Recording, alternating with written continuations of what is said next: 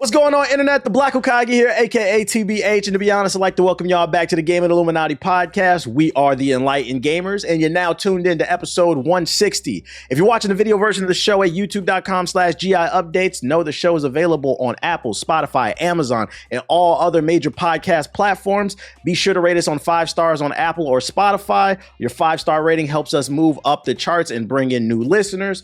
Also, if you're on social media, be sure to follow us. We drop daily content on our pages. We're available on TikTok, Twitter, and Instagram. Our handle on every platform is at GI Updates. And if you want to join the Discord is discord.gg/GI Updates. The link to all our social media platforms will be in the link in the description box below. Now, without further ado, allow me to introduce you to my co-hosts. The first of which, he's a proud Puerto Rican, but he isn't one of the Latinos who voted for Trump. UTX Florida Man the Don. Say what up to the people. All right. Now, next time you said that lie about your girl asking me those questions about me being a Puerto Rican when I think about stuff, I want you to refer it back to this podcast. This man make the joke almost every single pod, nonstop. She's never seen the podcast, so there's no way. There's no way you just think I'm just she thought she was Puerto Rican. I didn't tell her that. I was like, whatever, bro. Hey, come on, man. It's a lot of different Hispanics. So how do you land on Puerto Rican? I don't think it's a coincidence. My second co-host, she's been caught in a trance known as the Monster Hunter World Beta. Miss 5000 Watts. Wild. I'm sorry, Wild. Lord. My bad. What? That's not the new one. My bad. Hi. This is actually a Monster Hunter hoodie. It's a monster from the game. Does it have a hoodie on the back? Like, is it a Yeah, monster? it's got teeth. How much that cost? It's directly from the Capcom store in Japan, and like the dollar to yen right now is so good that I think it was like 50, maybe. Not for long. And not for long. I'm buying it all right now. I've already placed my order for all the other stuff I want. Get it now. About to get taxed. I'm getting it now. Oh. There's a fire N7 trench coat I put Ethos on for Mass Effect, but it's $400 though. They BioWare wilding for that shit, but it is $400. fire. That shit was fire though. You imagine the winter you wearing that shit? That shit kind of. Oh, I live in California now, dude. So Oh yeah, you don't know about Is it a coat or a jacket? No, it's like a trench coat. It's a trench coat. A trench coat. Oh, okay. Yeah. Damn, That makes more sense. Oof. It's long. It covers a lot of your body. Yeah, but it's just black and has an N7 logo. I'm like, why is that $400? Like, I don't get it. And last but certainly not least, I know this guy's getting old because he's been talking about football a lot in the group chat. He's reached his Unk status. Ethos, say what up to the people. Oh, what's up? Go Lions, baby. I will cheer for the Lions. Also, fuck you, Houston. I saw that shit you put on Twitter. You aren't slick. We're going to blow you guys out by at least 30 points. So get ready. I have no clue what any of that you just said. I know. You don't know about football. I know. The last time I watched football was when Shad Moss ruined the Super Bowl for the Hawks, which was a great day on Twitter. Shout out to Bow Wow. But yeah, welcome back to the show. We got a bunch of interesting topics for you guys. A bunch of games that came out because it's been like a month since we've done the podcast. We were supposed to do a show last week and then a week before that, but something always kept coming up. I think like Ethos got taken out. Yeah, they lost power in Detroit or something. Like, what happened again? My master switch, or what do they call it? The master breaker, it blew out. So I had to get an electrician, and the house has like a old, like it got updated, but it had like some of the parts were like older, and the company that made that switch was out of business and got bought out. So I had to spend like a week trying to find this like very obtuse part that was like very hard to find. That was like out of stock. It wasn't fun. It was not fun. People have been mad Thursday with the podcast. So now y'all know we going through real life stuff. Fucking the Shocker from the Sinister Six obviously absorbed all the electricity in Detroit, and that's why he wasn't able to get on the show. But it is what it is. Let's get into these games. A bunch of games have came out since the last episode, and the first one we're going to touch on is one I believe we all got at least some time with it, which is funny because I just brought up that BioWare trench coat, the N7 Mass Effect one. It's the latest game from BioWare, Dragon Age The Veilgaurd, which is originally called Dragon Age Dreadwolf, and then they changed it somewhere down the line. It's been, I believe, 5 or 6 years since the last one. This one's been caught in a little bit of Like controversy. 10 years? Has it? It's been that long? Yeah, it's been a long Lost track time. of time. This one's been That's getting because we're old. Yeah. a You're little bit old. of controversy because it's a little bit more focused on the combat's a little bit more action based. Also, it's not as dreary, like dark as some of the previous games. There's been accusations of the game being woke, but some people are also saying that, you know, BioWare is back. I've seen a lot of 9s, some 8s. I've even seen some lower scores, but it's mostly like 9s and 8s, like depending on who you ask. And if anything, one thing I can take out of this game is this is why it's important to try games for yourself, because the reviews have been very divisive. Like they've been all over the place. So it's I can understand why it could be hard for like the average consumer to be like, yo, who do I trust? So I'm gonna give you the floor on this one because you're a big BioWare fan, Ethos. Give us some thoughts on Dragon Age The Veilgaurd. It's a big game. I am 50 hours into it. God damn. I played a lot of it. Oh my god! Where do I start? Like, what am I supposed to say? Like, just is it good? Is it bad? Like, is it woke? Well, you could start from like combat, narrative, there's so much to pick up. characters. so big. Like, yeah. The problem is this game has had so much like messed up conversations about it from 5 different angles. It's hard for me to even like pick a point and go at it because like there's like everyone that asks me like, oh, what do I think about the game? They come at it from like 4 different angles about like, oh, what about this or this or this?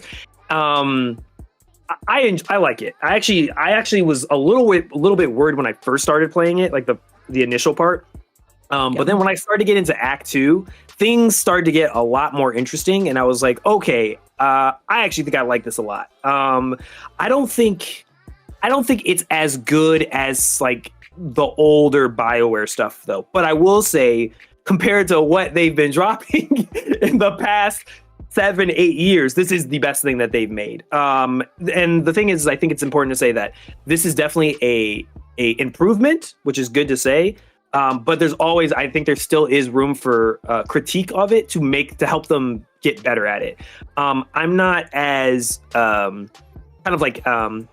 I'm not as confused as I think some gamers are to believe that BioWare will ever return to what it used to be back in like old school RPGs like Dragon Age Origins or like the original Mass Effect or like KOTOR. Like that, those days are gone. I don't think BioWare will ever create a game like that anymore. Like I've kind of just accepted like what they have turned into. And for me, like a lot of their games have always been is like, I want the games that are like, this is a group, you're playing as this sort of like hero, and there is this group of diverse individuals from all different walks of life within this universe, and you work together towards some goal. That seems to be like all, like Mass Effect and Dragon Age, that seems to be the main theme throughout all the games, regardless of what anti-woke people will tell you. It's always been like that. Oh yeah. And I think Inquisition has like, it nails that. I can see how, granted, like, I've had experience, and I think TBH you two have, and JG I think too. We've had experience. I maybe watched you two have had like we've all had experience like getting early access or playing a preview event or something like that, and seeing snapshots of something. And of course, it's always important that I think a lot of people forget is that we always try to say is like we can't say what we're saying is going to be accurate for the entire game, but from what they showed us, it does look promising. And I can see how like some people like they come out of it and they say this looks really good or BioWare's back or this thing. I can see how maybe based off some things they saw that they believe that. I think they're on the step of the right direction. I wouldn't go as far to say like they're fully back, but I will say that like it does make me I can breathe knowing that if this is what they did based off of what we've learned about how Dragon Age was originally going to be a live service like co-op game, and they finally woke up and was like, no, we can't. After Anthem and whatever, they were just like, no, we can't do this. Like, this is not sustainable for us. So based off of like rebooting it and the time they had, it is impressive that they were able to turn the game into what it has become. And it's not a heap of trash. So yeah, I enjoy it. I think I really like the combat. I think it takes a while for it to click, but I'd say it's more of I'm going to say looter shooter, not even a looter shooter, but it's more of a like Diablo-esque type of like later in the game where you're really like, there's actually builds and stuff like that. And you're actually like doing synergies with the other characters. I really thought that stuff was like really cool, but I don't think it's for everybody.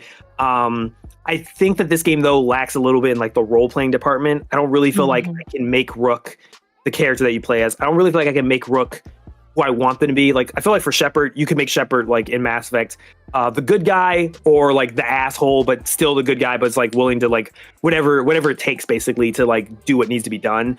Or you could be the Paragon, who's like, I'm just going to be good no matter what, morally good, you know, the high ground type character. Rook doesn't really have that. It feels like you have like different shades of the same type of like it feels like they wrote out who Rook was supposed to be, and then they made different shades of like that similar things. Like either they're like this like outstanding moral person, or they're kind of a like sarcastic person, or they're kind of this like coach, like the coach that's like telling you to lock in.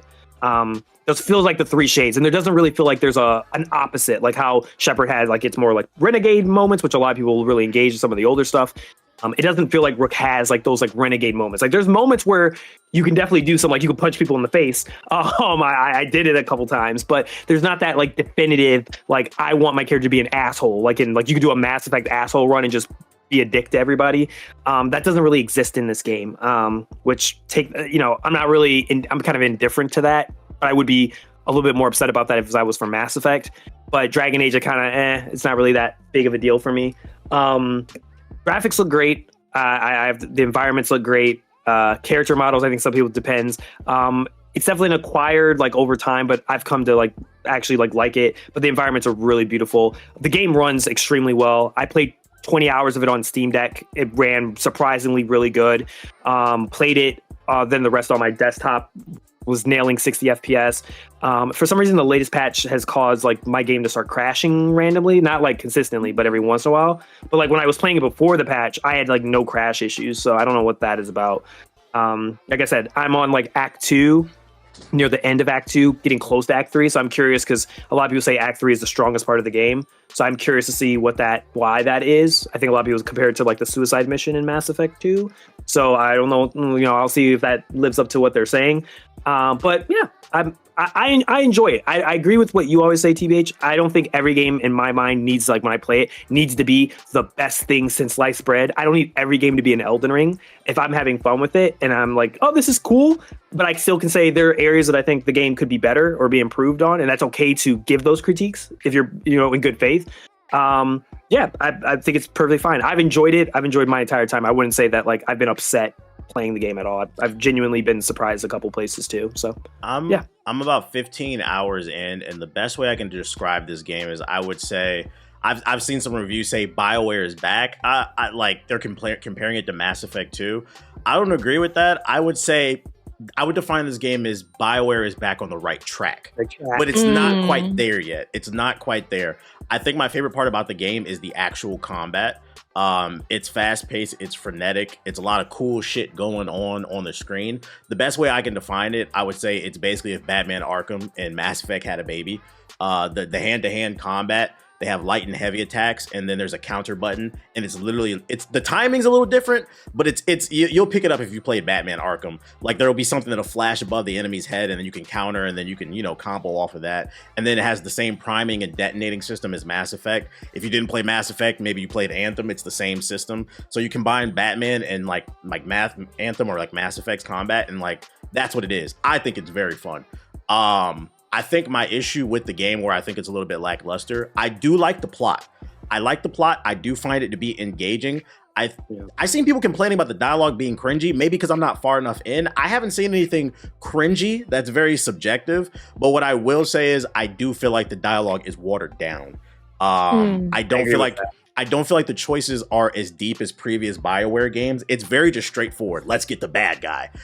Every once in a while, it'll give you an option to click more. And even still, like you remember when you would play Mass Effect, you'd click more. It'd give you like 5 dialogue options, and it would let you get so much meat on the bone about this character, the world, what's going around. It'd give you maybe 1 extra dialogue option, but other than that, it's pretty straightforward. To the point where I'm like, you guys might as well just did kind of cutscenes if you're going to do that.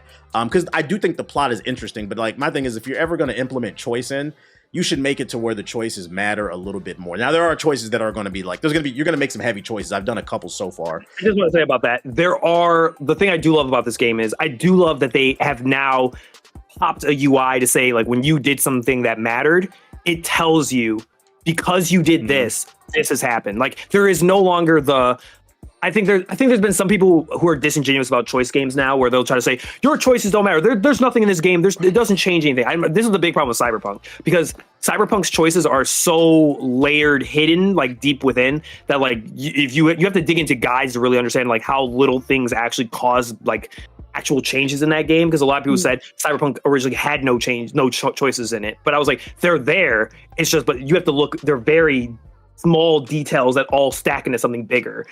In this game, I do like how the UI just straight up says like, because you did this. And I will say, in the middle of Act 1, there's already a big choice that you make that does make a big change. Like it impacts a companion. I don't know if you got to that point, TBH, but there's like a big choice you make that you probably did it. That straight up locks away a part of the game. That's like literally where I ended last night. Yeah, so that's what I'm saying. Like that off rip. When I saw that, I was like, oh, so this isn't even like a small thing. Like it is like a companion got pissed at me. Their stat line changed. Like they wouldn't do certain abilities for me. They were more aggressive towards me. They leave the party for a general amount of time and say, you know, basically like go fuck yourself, effectively. Like I can't follow you. And I was like, that was stuff that I remember like old BioWare, like they experimented with, where like if you could piss off certain companions so much, they would just like never listen or never follow you anymore.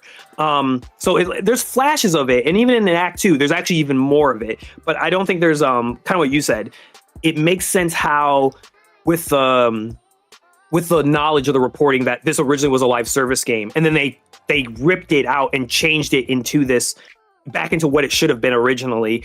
That's where I think, which is how you feel about how the dialogue, it doesn't feel expansive as like how we know Mass Effect is, how we know the older like Inquisition was. I feel like, I know what you said, they didn't have enough time. They just didn't have enough. It's not just the dialogue either. You could tell they reworked it from a live service game to a single player game, because there's moments where it's not any dialogue, it's just a cutscene playing.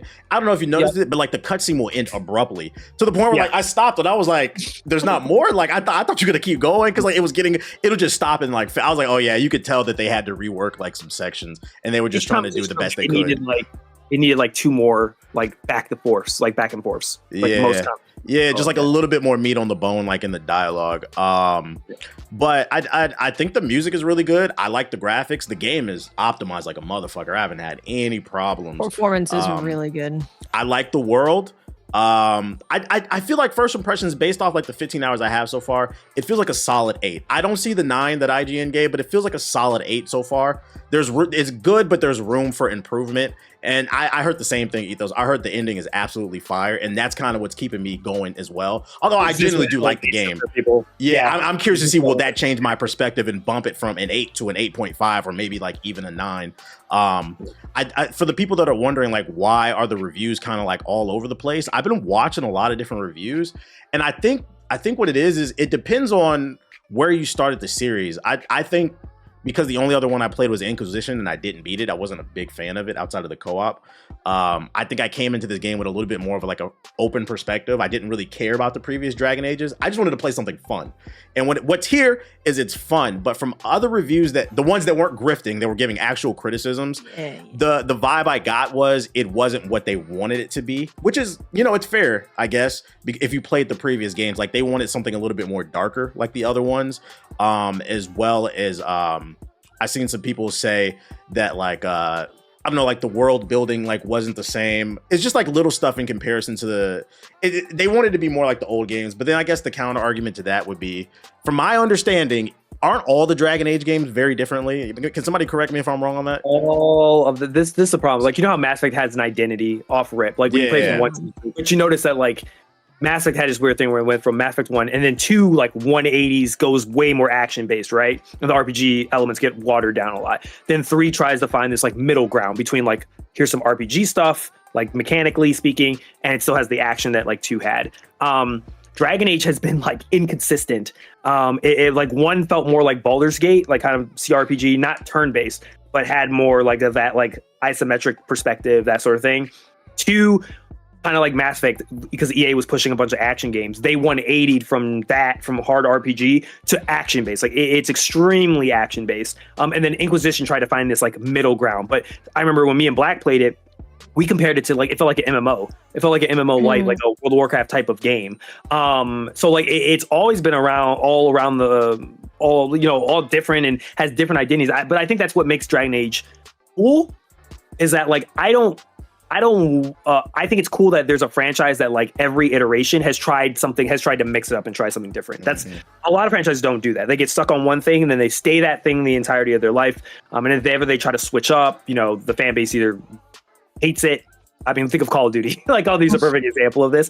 I say Dragon Age is like the opposite of Call of Duty, where like they just every time they're just changing something about it. And I feel like it, for better or for worse, it causes new fans to enter into the fandom, and then at the same time, it causes other fans to be like leave it or just not be happy with it. So, yeah, fair enough. So it's been different. I will say, one thing I disagree with though is I don't agree with the criticism of how they said the game isn't dark. At least from my experience, it's hard for me from what I played for 50 hours for people to tell me with a straight face that they think this game has no. I feel like I've seen dark shit in it already. Yeah, that's what I'm saying. I'm like, off rip, like you're dealing with already a massive scale of loss, and I think they the game, the overall aesthetic, not the plot. That's what I'm saying. Yeah, I'm like, yeah, it might be that. It has to be the aesthetic, because I'm like, even if we're talking aesthetic, there are still parts, like especially when you get with the Blight and like the Darkspawn areas, like. It is like, I don't know if you got into the swamp part where the Great Wardens are. It's very dark. Like, it is some Witcher like dark level, like where it's like Darkspawn and monsters that are attacking you. Like, it doesn't really feel like high fantasy. While they didn't get that far in the game. I'm not accusing them of not getting that far in the game. I highly doubt it, because I'm pretty sure Wukong kind of proves some of these reviewers don't be beating games, because that Wukong reviewer said that there were no women in the game, and that game was full of women. I don't know how to say that, but I guess it would have to be maybe like how they feel about the overall aesthetic of it, because there's definitely some still dark elements of the game. I don't feel like I have noticed some reviews, and maybe they're not doing in good faith, some of them, but some of them were trying to say that like there's no darkness. It's all like rainbows and everyone's happy and everyone's likable and likes each other, and there's no companions that dislike. I'm like, from what I've seen, I've already had a section of the game where two companions actually were at odds with each other because they were pissed about like you were supposed to do this thing and you failed at it, and they were pissed at each other because they both failed doing their task or their job. So I don't know. I don't know. Maybe I'm just being BioWare fan or just giving them too much credit, but I don't know. I feel like some people are being a little unfair on that point, but all the other stuff though I kind of agree with. Before I toss it to Watts, one more thing I want to say. I do have a concern, and maybe this will change when I get further into the game, because these are just my first impressions, but I have noticed, because I'm still in the first act, I do feel like they're repeating some story beats from previous BioWare games, and I'm worried. I'm like, I hope that it peels off and becomes its own thing. And like, I can't go too much into detail without spoiling it, but there was literally a moment last night I was streaming, and I was like, wait a minute. I was like, there's a plot point that's revealed, and I said, wait a minute. I was like, where have I heard? I said, this is Mass Effect. I was like, this is kind of Mass Effect, but I don't want to go into detail what exactly it was. I just hope it finds its own little footing. I don't know if you ever felt that way while playing the game, Ethos. Like MCU, like I saw some criticisms about like saying like the writing felt like it was like MCU. No, there's a straight up plot point from Mass Effect 1. Can you give me like a hint so I know? Like, well, can you explain what the Mass Effect 1 is? Because I don't think the Reapers are coming back. Oh, okay. Yeah, but that again, that's not something that's exclusive to Mass Effect. That's something that it's the way they told it. It was very familiar. It's the way they did it. I was like, I feel like I played this before. I was like, I hope it changes into something else. Yeah, I don't know. I'll tell you once I get to Act 3. True. Watts, how you feeling about the game? So I'm also super early, still in Act 1, and I don't know how I feel about the game. I feel it's one of those games where there's parts that I'm like, this is really good. Like, the environments are insane looking. They're gorgeous. Combat like feels good, although I do think it even quite early starts to feel a bit repetitive and not as satisfying as other combat systems.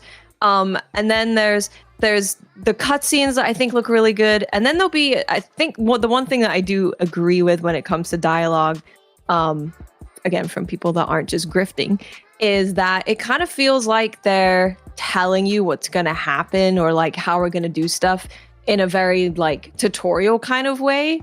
instead of it being like a natural conversation that you'd have to like hint at what's happening. It's like, it feels like you're playing a tutorial, right? And they really need you to understand what's going on. So I have felt that some of the writing hasn't felt like real characters a lot of the time. It very much feels like, I guess you could say MCU kind of writing. But I don't think that makes it a bad game. I think it's just, what you're feeling in the mood for at the time. And I think with me, I went right from, I'm in the middle of playing Metaphor into playing Dragon Age. And I think if you're doing that, don't do it. I think it's a bad idea. It's a 180. It's a 180. I think it's a bad idea because Metaphor is like very politically intriguing, and there's lots going on, and there's different factions, and it's written very well, and all of the characters are like really, really good. It's probably like peak historical political writing in a game. So if you're going from that to something that's a bit on the lighter side of how they're dealing with all this stuff, it might not hit you the way it's supposed to. So just put a bit of a gap between you and Metaphor and Dragon Age. Do something else. Get a bit of a palate cleanser. But yeah, I think it's just probably not my kind of game, to be honest. Like, I can recognize that there's a lot of it that's really good, but I don't think the combat is going to satisfy me for how long this game is. If it was a shorter game, I think I'd be like, yeah, it's fine. I can have a good time with it. But yeah, I just think it's not my kind of game, really. Holy shit. Wash just said, it might not be for me. That's crazy. It might not be for me. That's crazy. And she had no agenda to push alongside it. Like, that's crazy. That's crazy. Freaking Jay, how you feeling about the game? I have no thoughts. It's another game that I am skipping simply because it is too long, and I'm not a Dragon Age fan. I tried playing Inquisition. I did not like it.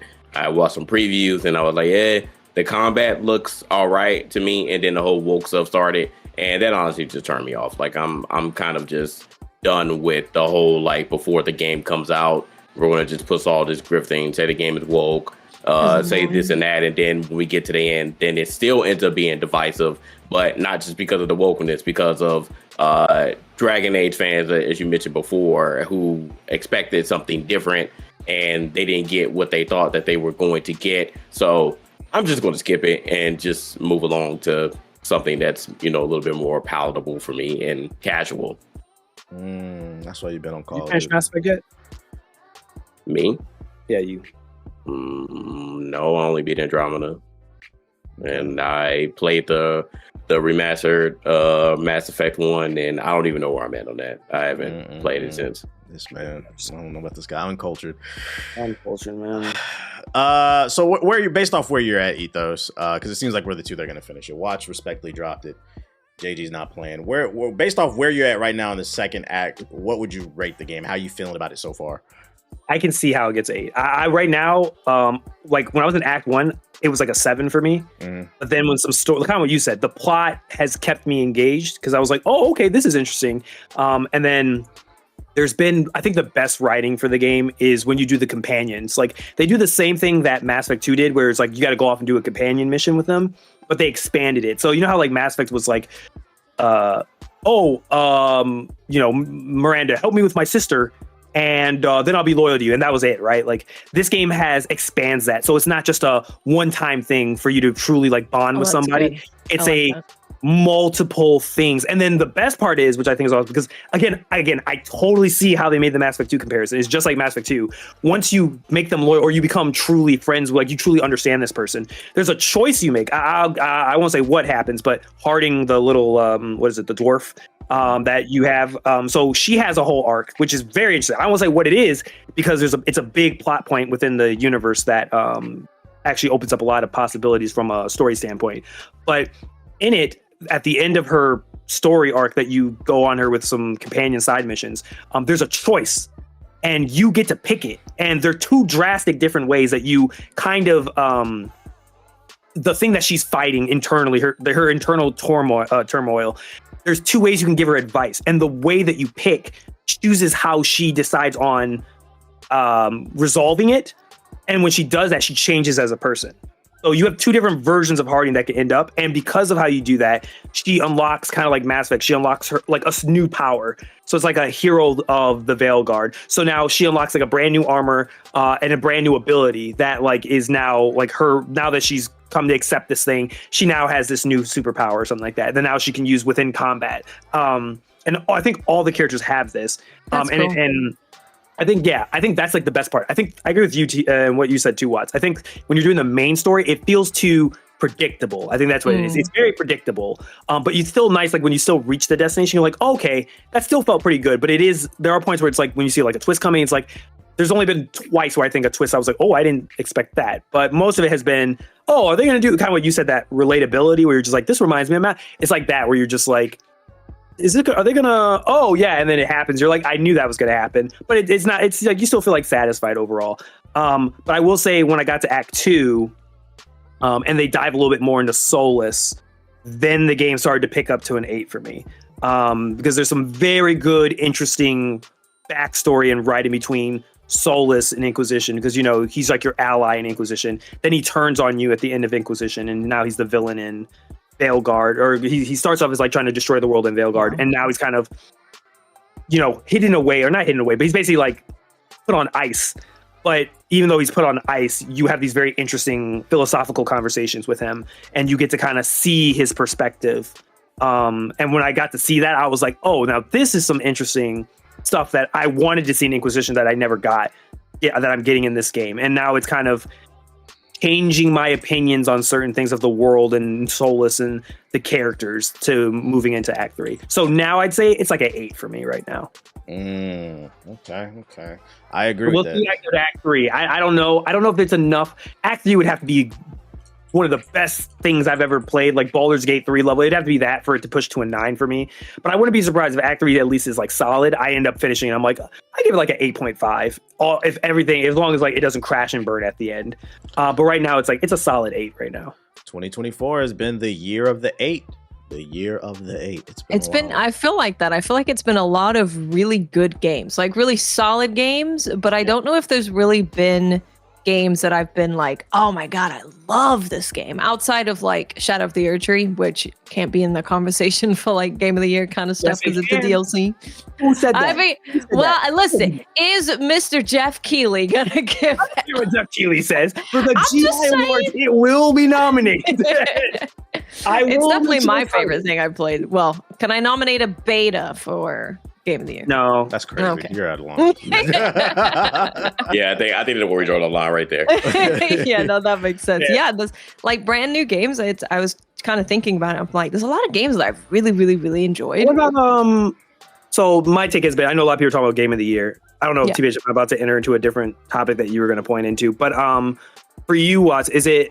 Because this is me from the outside, because I haven't played it, I haven't beat it yet. I plan on playing it before the end of the year, but I haven't beat it.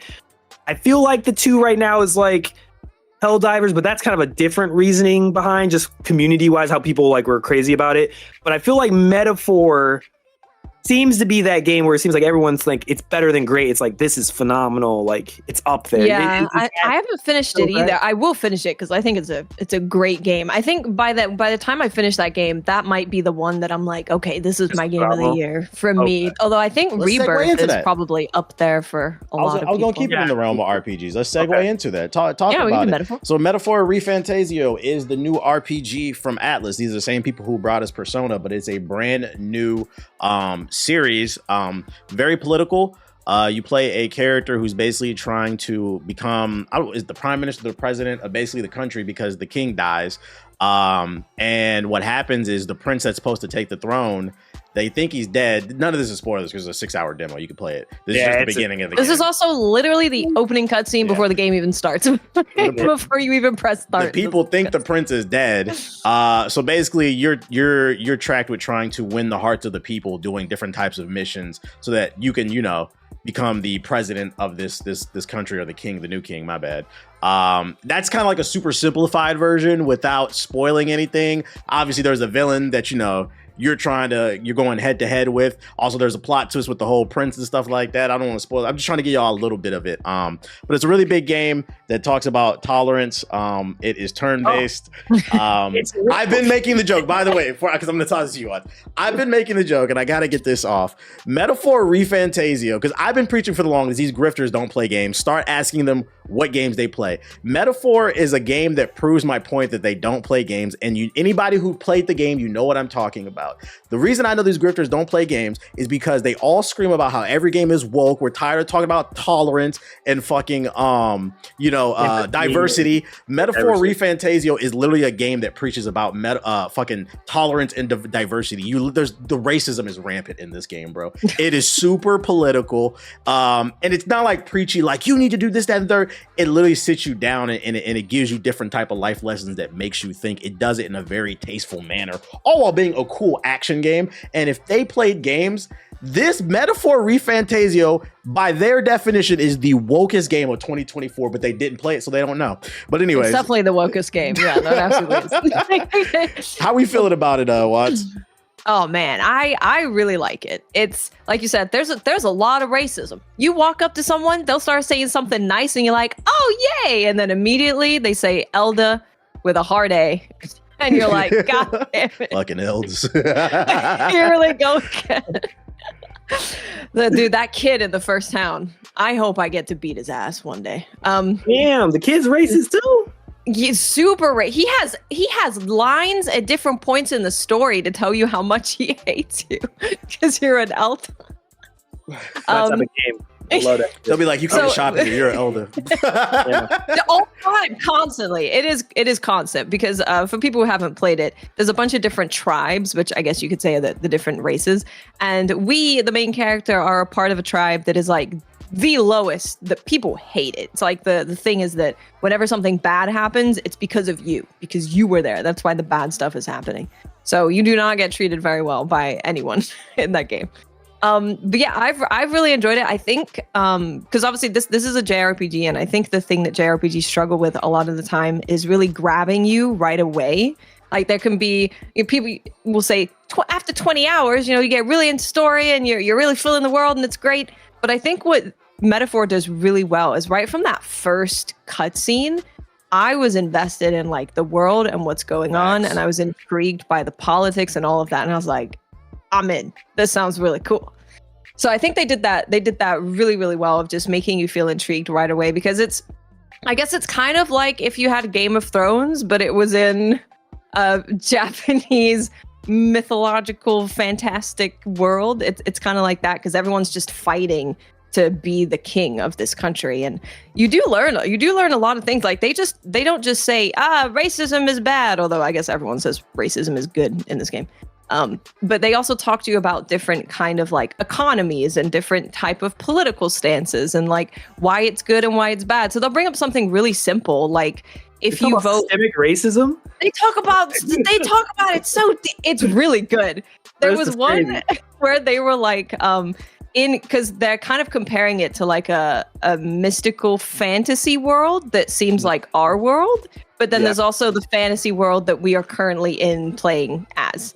And in this fantasy world in the book, they're like, in this world, politicians or kings or whoever say what they're going to do. And if they don't do it, they get kicked out for the next person to come do it. And I was like, oh, this is a great idea. But then the story also goes into like why that could potentially be a bad idea.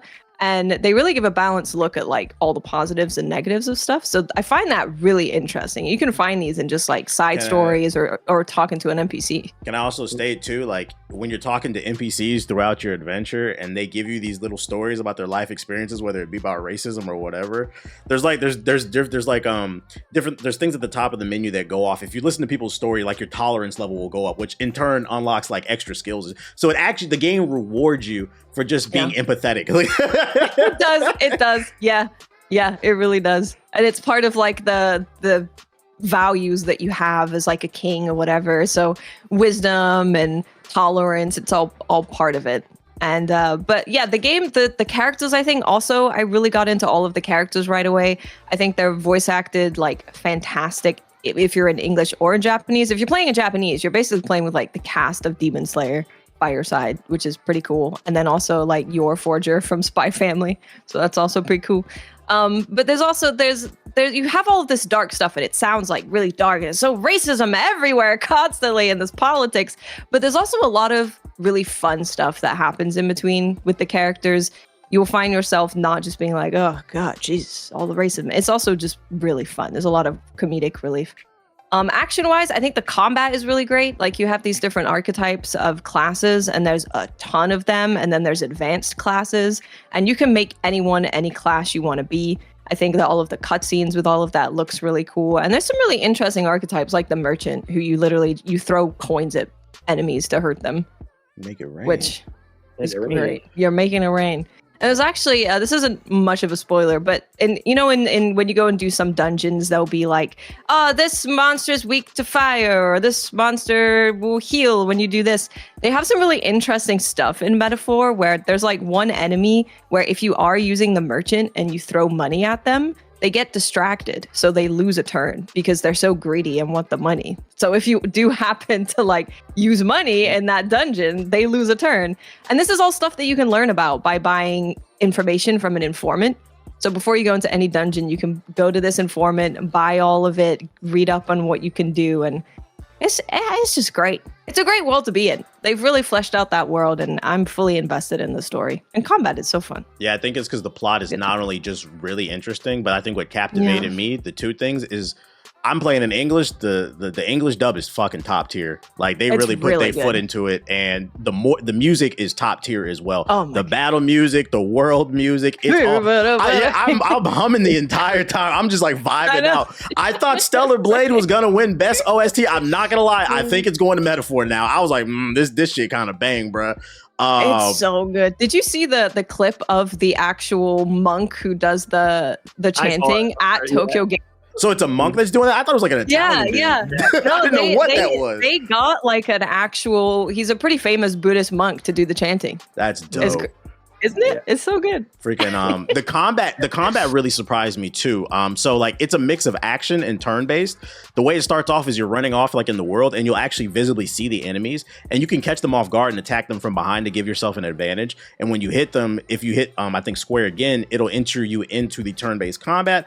Or if they're lower level, you can one-shot them, or you can keep attacking them maybe like 2 or 3 times to kill them. So it gives you different ways to play the game, which I appreciate, because when you're working your way through like forest areas trying to get to like the obvious boss fight, you don't have to sit there and turn-base every goddamn thing. Some of it is just action, hack and slash. But even the turn-based combat, there's a lot of depth to it. I quickly figured out the game is really about trying to figure out how to cheese the boss fights, because because you'll come in and you'll like, all right, I got these new abilities. I'm just gonna use these, and each turn by the end I'm gonna win. But like sometimes you really have to use specific type of builds to get past these enemies, and some of it comes from the fact that you got to go to those snitches, those informants, and get the info that you need. And then some of it you could just straight up cheese. Like there was one boss that I ran a triple warrior setup, and like you get an ultimate move that you only can get if you run the triple warrior lineup, and you do like early game, you can do like 1500 damage, and I one-shotted a boss that I had been struggling for like an hour to beat, just using the regular like lineup. And I was like, oh, so the game wants you, if you're struggling, the game wants you to go back to the library and try until you unlock it in the menus, to go back and try different like what, I don't know what them joints is called. It's kind of like archetypes. The archetypes, to try out different archetypes and like lineups and stuff like that. They're like jobs, right? Like Final Fantasy. They're like a job system. Yeah. Okay. Yeah. And what's cool is like it only costs money to unlock it once, because I thought you needed resources every time. Once you unlock it, you're good. So you can constantly be switching between archetypes if you ever get stuck. And I think that's cool because it switches up the gameplay. I think the world is super interesting, like the traveling, the different every cutscene is like super interesting. The actual like animated cutscenes are insane. It's a full blown anime. Like the actual like it has cut. That shit is like, it's fire. I was like, wow. I think what shocked me about this game is it wasn't even on my rate. I mean, I had heard of it, but like people were like, just try the demo. By the time I got to the end of the demo, I was like, fuck, man, I got another game I gotta play. 100 hours, god damn it. 100 hours, but I'm glad that I give a W to the chat. Y'all rarely get one. Y'all put me onto this one, because I've always liked Persona's music, but like the teeny bopper shit always turned me off. I couldn't get into whatever, but like this political stuff, it's like some Gundam Wing type of shit that I really fuck with. And I think this and Astrobot are the only games that I played this year where I'm like, yeah, these are like definitive. I can see these being nominated for like game of the year. And to the point where like, based off what I played, I feel like Metaphor is #1 for me right now. It's in terms of game of the year. Jay, you got some time with it. How you feeling about it? Yeah, I still didn't even beat the demo yet because I ended up getting tranced in another game. So, but for what I did play, I was similar as yourself. I took your advice, which you said you took the chat's advice to try Metaphor. So I decided to try it out, and surprisingly, it wasn't bad. Like I was actually quite interested in it, more from a story standpoint than anything, and I was very surprised that I was. Also, the turn base, once I got into it, it didn't bother me. I know some people are just like hardcore.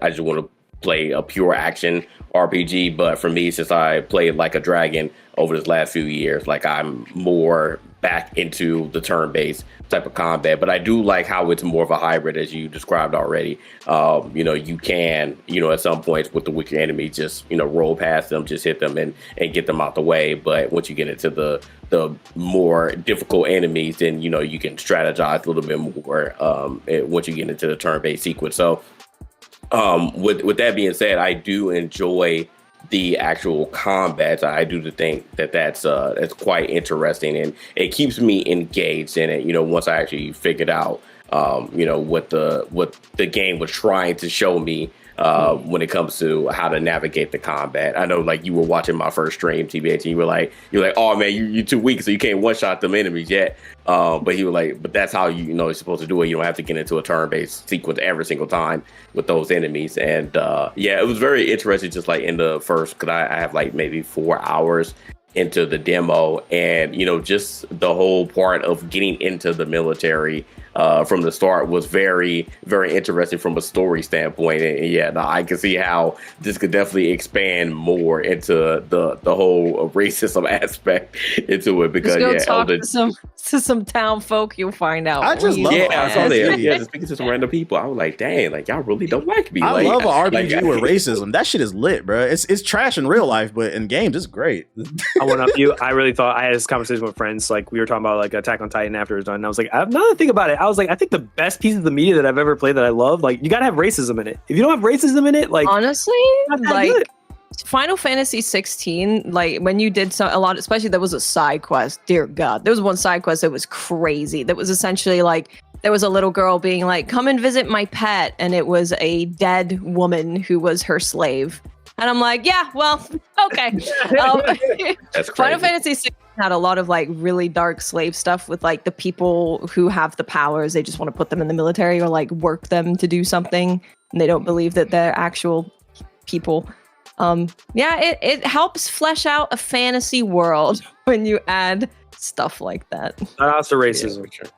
Yeah, so I told myself I would at least finish the demo, but I was like, man, Atlas. I've told myself that I'm just going to avoid all these Persona games, all these Atlas games, just because of the sheer amount of time that it would take in order to complete these. Like I'm a totally different gamer than I was like 10 years ago. Like it's just not happening for me. I'm way too busy. Like if I could sit there and play one of these games like every day, for at least 2-3 hours, and that'll be a different story. But like, I just physically cannot now. So like, I do avoid a lot of the games just for that aspect alone. But I am going to get through the demo at least, and then if I end up thoroughly enjoying it after that, then I might pick it up. But again, don't expect me to beat that game anytime soon if I do end up purchasing it. True. Ethos, how you feeling about it?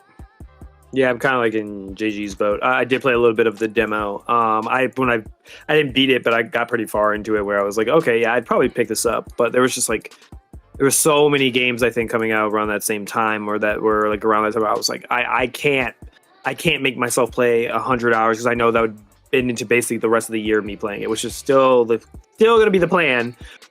Because I had to set aside time for like Dragon Age and a couple of other games too that I had to catch up on and beat. I agree. I did play Persona. Which one was it? 5 was the last one. I did play Persona 5. It's crazy that we also had another Persona game that came out earlier this year too. There was also Shin Megami Tensei, wasn't there? Yep. They had Atlas put out like 3 games this year. A lot of games this year. Yeah, they dropped 3, and they were all bangers. I think they all scored very good. Yep.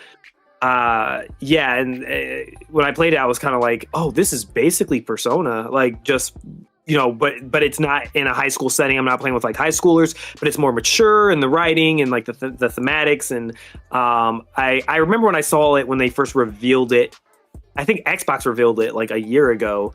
And I remember some people were just like, what the hell is this? Like the art style was very striking and people were just like, what the, like, I don't want to see this shit. But like, I was like, oh, you know what? Like, Atlas is working on it. And I'm going to give it a shot. I enjoyed Persona 5 for the most part. But I do agree. Like there is that, there's that weighed down aspect of just those games just take so much time. They're so long. Persona 5 burnt me out. I don't even think I got to like, my friend told me like I was at the end of the game and I didn't even finish it because like I was so burnt out because I played it like for like 2 months straight trying to beat it. And I was just like, this just takes so much. I wish like that sometimes these games would just be like, if they could just cut down to like under 50, like 40 hours, I would be in love with them. But that's just like younger me would love it. But like now it's just like, please, could you just be like 40 hours or like 30 hours? That's why I'd be so confused when people be complaining about game length. And man, this shit only 40 hours. I'm not buying it. How many hours you need in your $70 game? Like, that's perfect. It's literally perfect. Like, don't get me wrong. Like, I've gotten farther. I put like almost 50 hours into Dragon Age, but that was because like I got engaged on it like about on the 10-hour mark, and then I just kept going like really far, like late into it because I just wanted to do all the stuff that the game had. And hopefully that's the same reaction I'll have with Refantazio, which I hope is like I'll get into it, and then once it gets its claws into me, then I won't be able to put it down. But yeah, it's just kind of what you said, the whole palate cleansing thing. I kind of want to take some time and then reset my mind to mentally prepare myself to basically be locked into like one game for like a good month. Because that usually takes a lot out of me nowadays because I'm old. I used to be able to play 3 big games like this, all at the same time, but I can't do that anymore. So yeah, I'm excited about to play it. From what I played, I really enjoyed it. Shout out to racism. Once again, if you got some, there was racism in Mass Effect, goated. Witcher 3 had racism in it. Cyberpunk had racism in it. I'm just saying some of my favorite games got racism in it. It's a great tool to utilize to tell stories. Obviously, as long as you're not condoning racism in them. But I feel like they do allow for some really powerful writing, some really good character writing. You can see different shades of humanity, I think, through unfortunately, some of the most vile aspects of humanity. So, yeah, shout outs to Atlas. Oh, to answer your question, TBH, because you asked about why woke people won't bring it up, I can tell you why. It's because woke people are under the belief that the Western game media has basically become so corrupted with wokeness that only Japan, this was their argument about Stellar Blade, was that only Japan was freed from diversity and all this like woke stuff. Like these games were freed from it. Like there's big titty girls and all this sort of stuff and bouncing boobs and all that sort of stuff. That's the last bastion is Japanese games, and that those Japanese games don't care about political correctness. So when you have a JRPG made by a Japanese studio making this, like effectively, honestly, the most like woke actual mechanics involving wokeness, actually involving progressive ideas and ideology, and then even with some comparisons with our own life and our own society, it breaks their cognitive dissonance. It breaks what they expect. They thought A equals B, and A doesn't equal B here. So you know what they end up saying? They end up saying they like it, all the political stuff and all that stuff in games when it's done well, is what they end up saying. That's a good part. They can't tell you what is well because they don't want it, and then they'll bring up games that have it, and they're like, "But then it was done well back then." It's like, well, what do you mean by that? Like, what does he mean it wasn't done well? And a lot of time, from my experience, from talking to some of these special people, for me, the way that I've gathered their explanation for it has effectively been, I wasn't able to comprehend that it was woke when I played it, and that's why it was good. Was because even though it was woke, I didn't comprehend it. And since I didn't comprehend it or went over my head, basically, that meme of, ooh, look at the Gundams, oh, pew, pew, pew, but it's like war crimes, genocide. It's the same thing. It's like, if that happens to them, that means it's written well. But if it's games are a great example of that. They don't.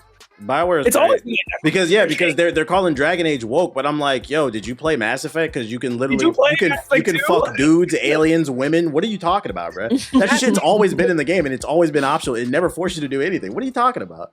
And I would know because I fucked everybody. I think it's just because we're older. I was like, I remember when Mass Effect 1 got criticized on Fox News because you could fuck aliens. And that was literally like, it was a section of like them saying that this is something that they're letting kids play. I remember how in Mass Effect 2, the entire one theme of Mass Effect 2 is literally the thing that they yell about the most, which is arguably like one of the best BioWare games, is literally in order for us to overcome overwhelming odds and obstacles, we must work together as a group of diverse individuals from different backgrounds that don't agree with each other, but we have to come together for a greater good. And to do that, and we realize that together we can amount and we can defeat any obstacle or any problem. That's the entire that's the entire like theme of Mass Effect. And to see it just go whoop, it's just fucking wild to me. So it's like I saw people trying to say that like One Piece isn't political, and we're like, hello. It's like, what do you mean? That's wrong. Star Wars isn't political. It's about space wizards. Like, yeah. Okay. Pirates and jumping around and stealing booty and stuff like. Like it's crazy. Like Luffy would punch half of you in the face. Like, what's the name? Keep it in the realm of RPGs. Touch on it real quick for me. Since the last podcast, there was a Monster Hunter Wilds beta. I think you're the only one that got time on it, but lucky for us, Watts, you got 100,000 hours on it. So give us the good, bad, and the ugly on it. There was a beta, yeah. It came out on PlayStation first because Sony has some kind of not like an exclusivity deal, but they have like a marketing kind of deal with Monster Hunter. So they got the beta first on PlayStation 5. It's not on the 4. So I played it first on PlayStation 5. It's got a performance mode and a graphics mode, and I think it performed really well. I think the only thing is that there seems like there's almost like a gray filter over it, especially on performance mode, but when they were at Tokyo Game Show, they were playing their current build live on stage, and it looked way better. And they kept saying, like, this is obviously an old build. The community manager on a stream said that, like, the game is already running better than this, and they're obviously still working on it. That's kind of all they're doing now. So I could expect it to get a lot better, but it performed really well. Like, there were no server issues, which was, like, a big part of this because they have 100 player lobbies. 16 players you can like see in front of you, and then 4 people like you go out and hunt with. And it's got crossplay, which is the first time they've done crossplay in Monster Hunter. So that was like a big part of this beta, was like, we want to make sure that all of this is working. And there were no server downtime at all. I was able to connect with people on all consoles all over the world, and it was flawless and perfect. So that was great. This is also a pretty extensive beta because they allowed you to play like the first mission of the game, which kind of acts almost as a tutorial. It lets you like pick a weapon and you get to fight a monster that's meant to be a punching bag. That's his job. So you go and you do that story mission, but then they also just let you out into the first area of the game. There's going to be, we know of at least 3. I assume there's going to be 4, maybe 5, but this is like the first area that's a desert area. And they let you go out into that world and you can hunt for monsters.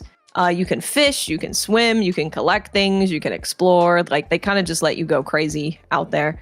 And yeah, I thought it was great. I tried a bunch of different weapons. Going back to an older Monster Hunter after playing this one now makes me appreciate just how much quality of life is in this one. Like there's so much. I was playing Monster Hunter World and I'm like, oh man, I miss doing this. So they've done a lot, probably even more than you would expect in terms of quality of life. And my favorite weapon, which is the bow, feels fantastic. I think all of the monsters were also really good. They had very good telegraphing. They were, especially for like the first area, felt like they were very, very fair and fun, but they could mess you up sometimes if you're not careful.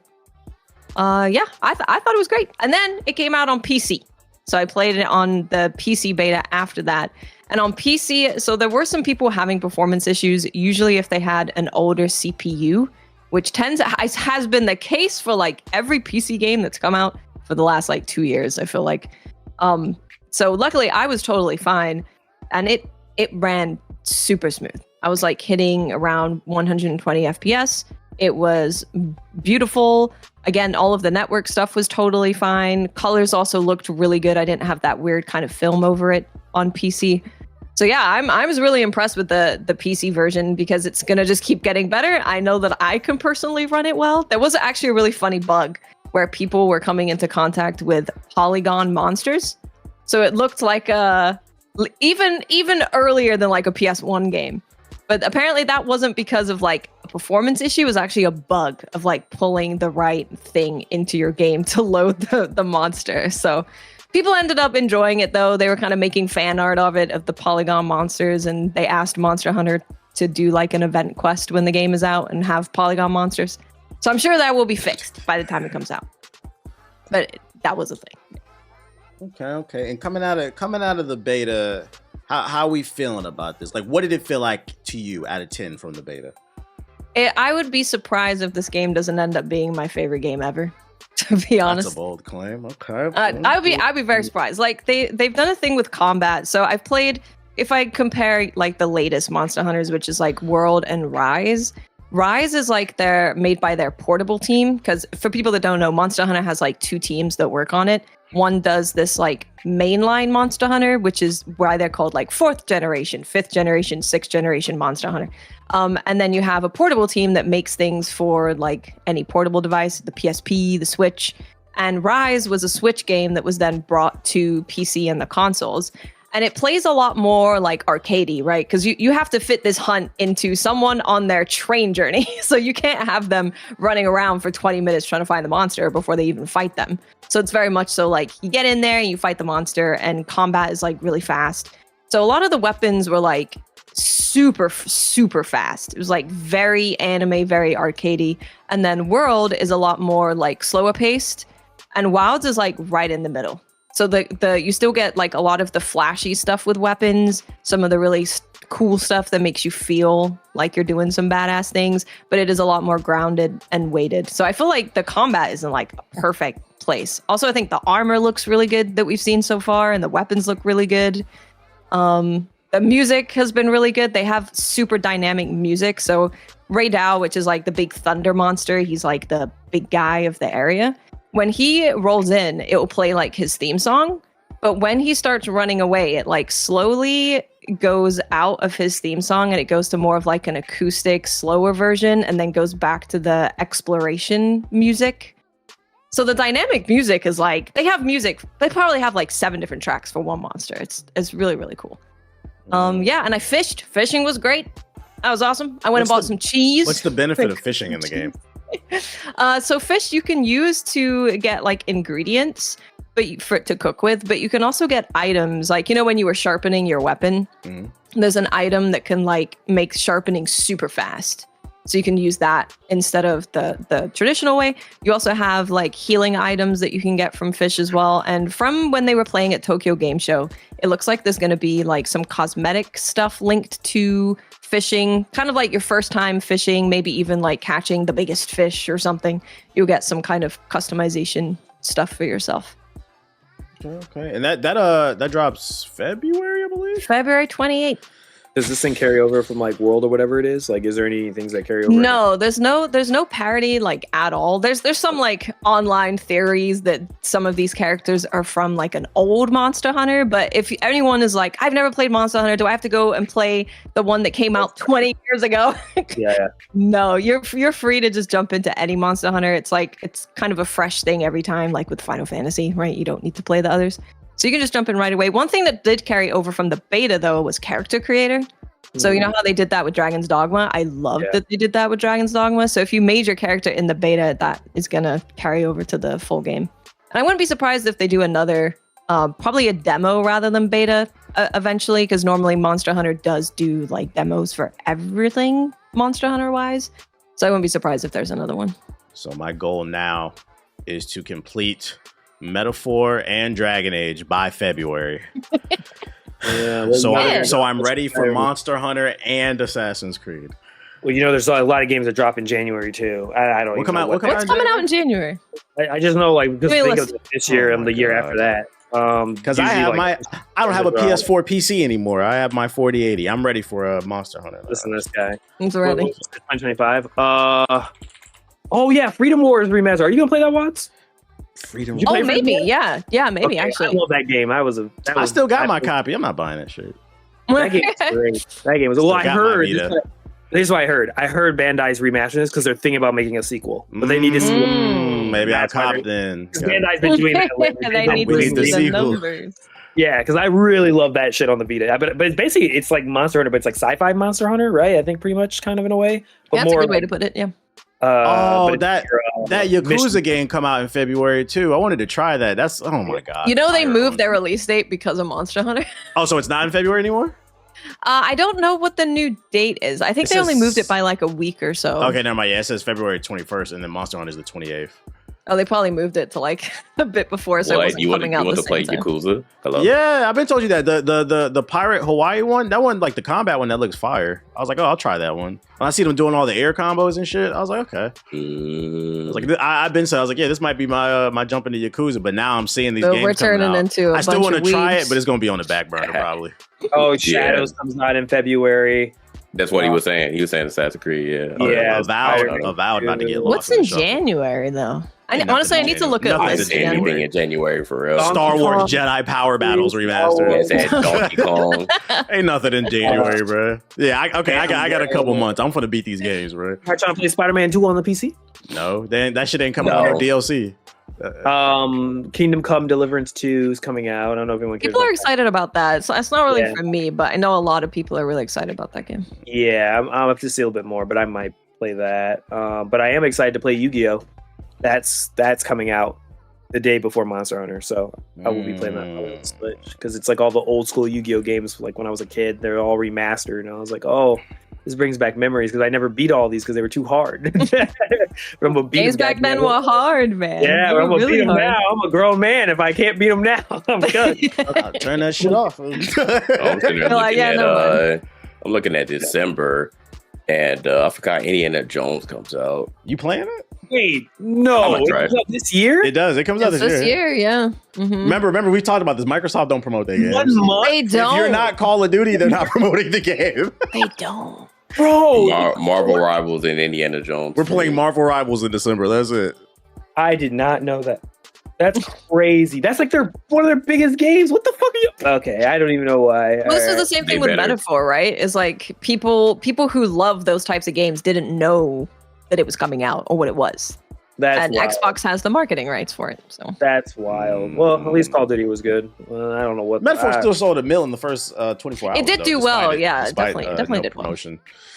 Freaking speaking of Call of Duty, let's move into that. Game Pass. You're the That's Game Pass perfect. Bishop. I'll be right back. Yes, sir. Black Ops 6, it has come out since the last podcast. Black Ops 6 features the new Omni movement system, which allows you to basically squirm and worm in any direction when you're sliding or in the air. Obviously, there's a new story mode. There's a couple maps in the zombie mode, a bunch of different maps. I mean, it's Call of Duty. It's Black Ops 6. The thing that is different, though, is now it's available on Game Pass for free if you have the Game Pass. So it's been recording record numbers of people playing. And people have been wondering, is Call of Duty back? You're the Game Pass Bishop, the Game Pass ambassador. Ethos, give us the good, bad, and the ugly. How you feeling about it? COD is back, baby. COD is back. I've always said Treyarch was the best at doing this shit, and every single time they prove me right. I think this is the best Call of Duty we've had since. Ooh. Black Ops 3. Black Ops 3. I'm trying to think What if there's came out anything after after Black Ops 3? Was it Black Ops 4? Black Ops 4, Modern Warfare Cold 2019, Cold War, Vanguard, World War II. Yeah, now that I think about it, I agree with that I think statement. it's better than Modern I agree Warfare with that. 2, Modern Warfare 3. I think it's better than all of them. Yeah, I feel like I'm- Black Ops 3 was the last time I genuinely had fun with a COD. I agree On with that playing statement. Call of Duty. Yeah, I think We it didn't was the like best. 2019. We No. hop back on 2019. No. No. The maps was No. ass. The campaign was solid. It was Think pretty about good. it. How long did we play Modern Warfare 1 and 2? How long did we play them bitches? Well, I didn't play 2 at all, but 1 I played a little bit. That's when we came back. I was on Yeah, the but that was majority like- of VGI was when we came back. Those maps were booty, and the people They that were, talking- but they were bad. Don't get me wrong, and all the people, I think people just have short-term memory. All the people that are trying to talk about how bad Black Ops 6's maps are. Don't get me wrong, I'm not saying they're great, but I'll play them any day of the week before I ever have to play 2019's maps ever again. Those maps were absolutely garbage. They were terrible. There was no flow to them whatsoever. I don't think 6's are amazing either. But since they've added like Nuketown and they're adding some new ones for season 1, I think we're gonna get some. Hopefully, those maps are good. There's like maybe 3 maps in the multiplayer I like enjoy playing on, but most of them I'm just like either tolerating or like I just dislike them so much. Like especially that snow map, I hate it with a passion. Multiplayer's fire. Like I said, I really think the gameplay loop is good. There's no bullshit. I feel like that's always been the problem with Call of Duty. There's always been some bullshit in Call of Duty's multiplayer, like some mechanic, some gun, some annoying perk, or something that was annoying. I think new tubes, like something like that. That would just be like just rage inducing. I haven't felt anything like that. I know the community has been complaining about the recon perk, but compared to like how like other Call of Duties have come out with some busted annoying thing, recon is pretty tame. Yeah, you get like wall hacks for like 1 second, but it's way better than Black Ops 4 where everyone had those specialist abilities and they were doing wall hacks through walls and blowing us up and all that sort of stuff. Like, I genuinely think it's a really well thought out, well designed Call of Duty game. Not saying it's like the best shooter you'll ever play. You gotta understand we're always comparing this to like the sphere of Call of Duty when we're talking about Call of Duty, not like some of your best favorite shooters of all time. But I will say, I played the campaign. It was actually creative.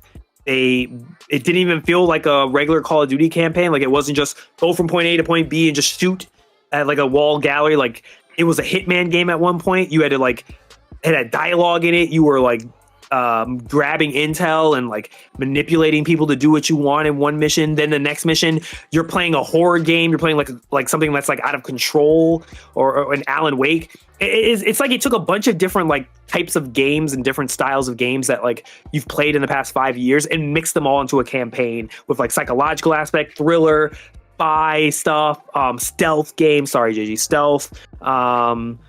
Straight up like, but still has that straight up like Call of Duty, bombastic experience still littered in throughout each of the levels. It just nails it. I just played some zombies today.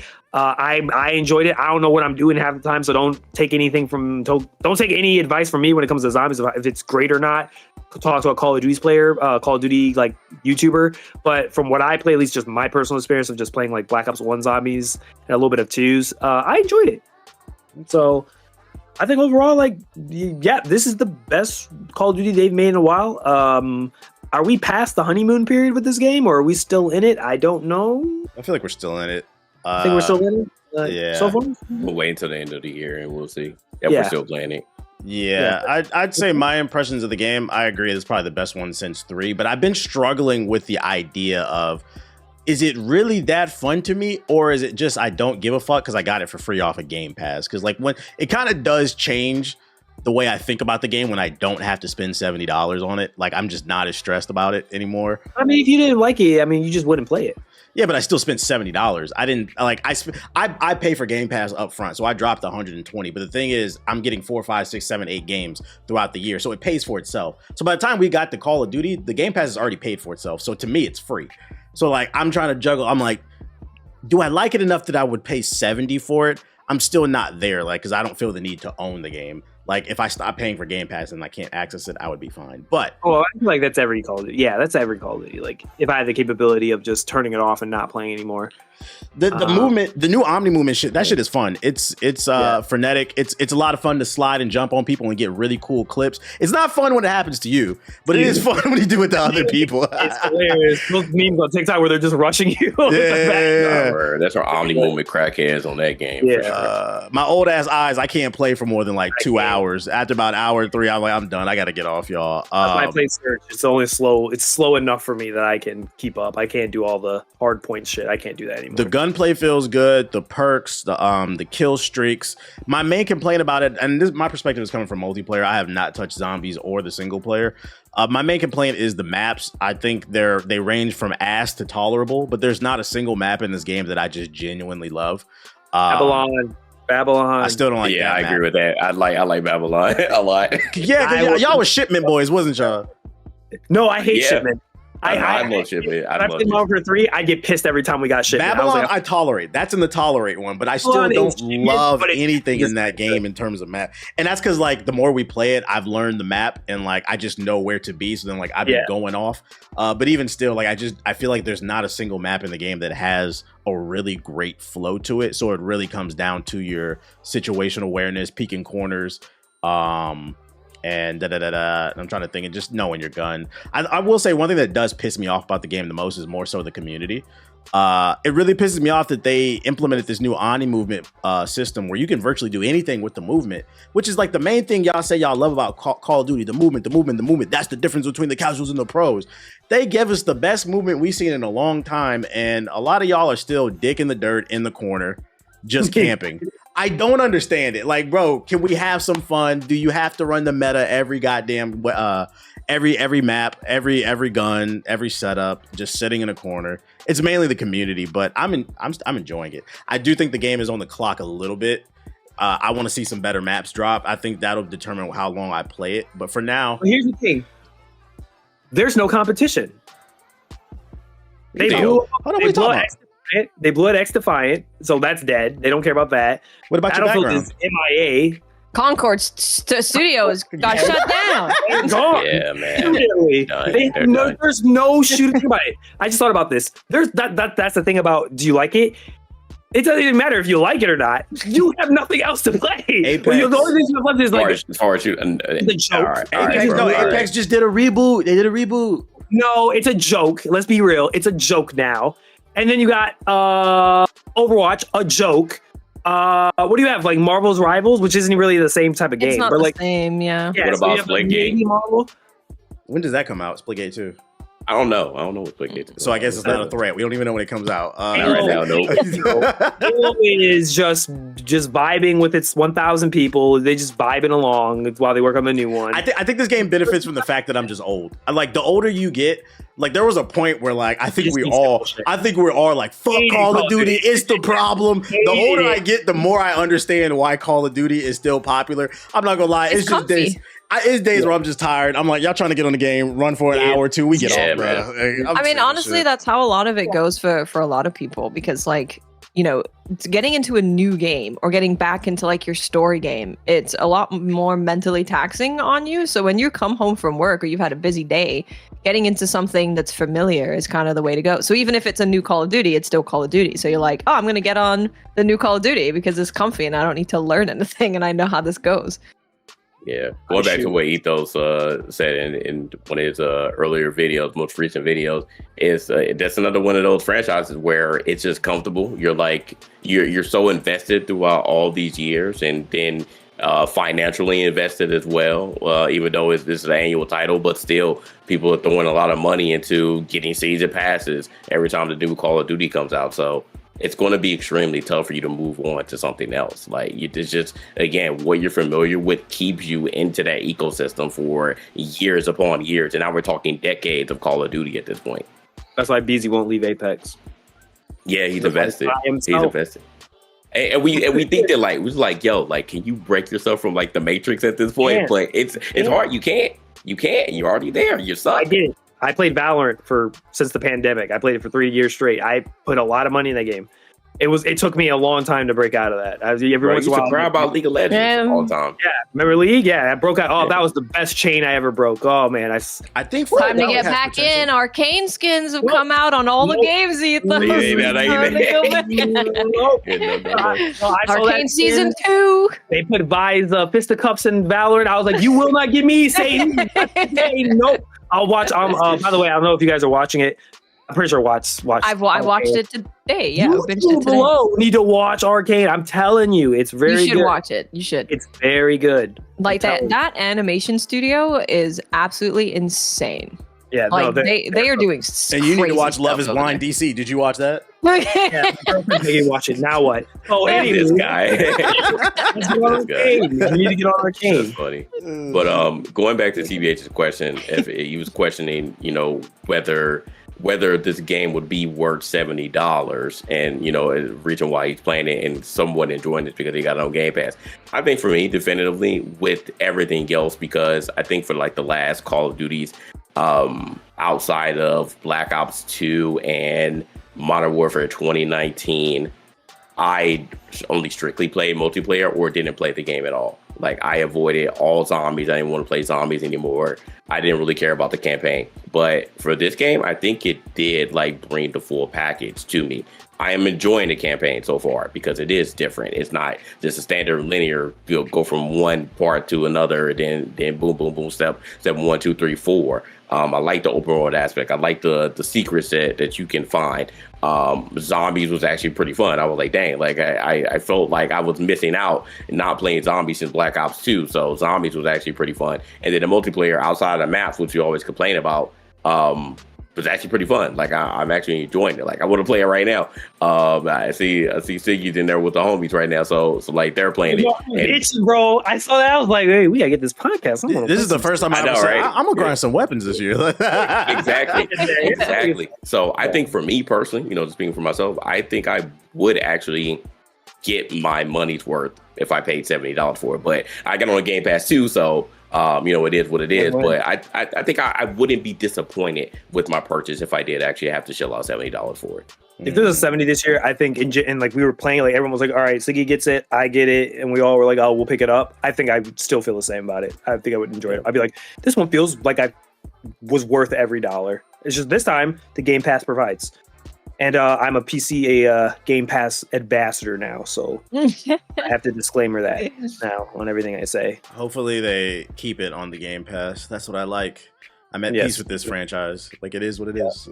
Make it easy. Yeah, unless for some reason Microsoft goes belly up, I think that they're pretty okay with having the annual Call of Duty be on Game Pass. What was the reaction? Has Microsoft said anything about, like, because they said it has big, I know you said it had the most amount of people, is it ever? I saw it had crazy sales on Steam. Like, it didn't really affect the sales number, like the Game Pass, but it was still doing good. Like, even on Steam compared to the last one, it still was a bunch of people who were willing to pay 70, 40 on Game Pass. Okay, that's good. So, I mean, if you need an opinion on Black Ops 6, that's kind of where we're at with it. We'll see in December. Yeah, we'll see how we feel 2025, top of the year, if we're still on it. But it's fun for now. It is definitely fun for now. I think that's what surprised me this year, that we were playing that so much. What also surprised me is how quickly this game is dying off. The next topic. Wait, hold on. Let's just say I'm so happy. This is the one time I'm actually happy that the podcast got delayed, because if we would have talked about this a month ago when it first came out versus now, things would have been, I might have tiptoed around how I actually felt, but now there's no need to, because what I've been saying, my agenda I've been pushing is coming into fruition. Get your agenda off. My agenda is Dragon Ball Sparking Zero is overrated.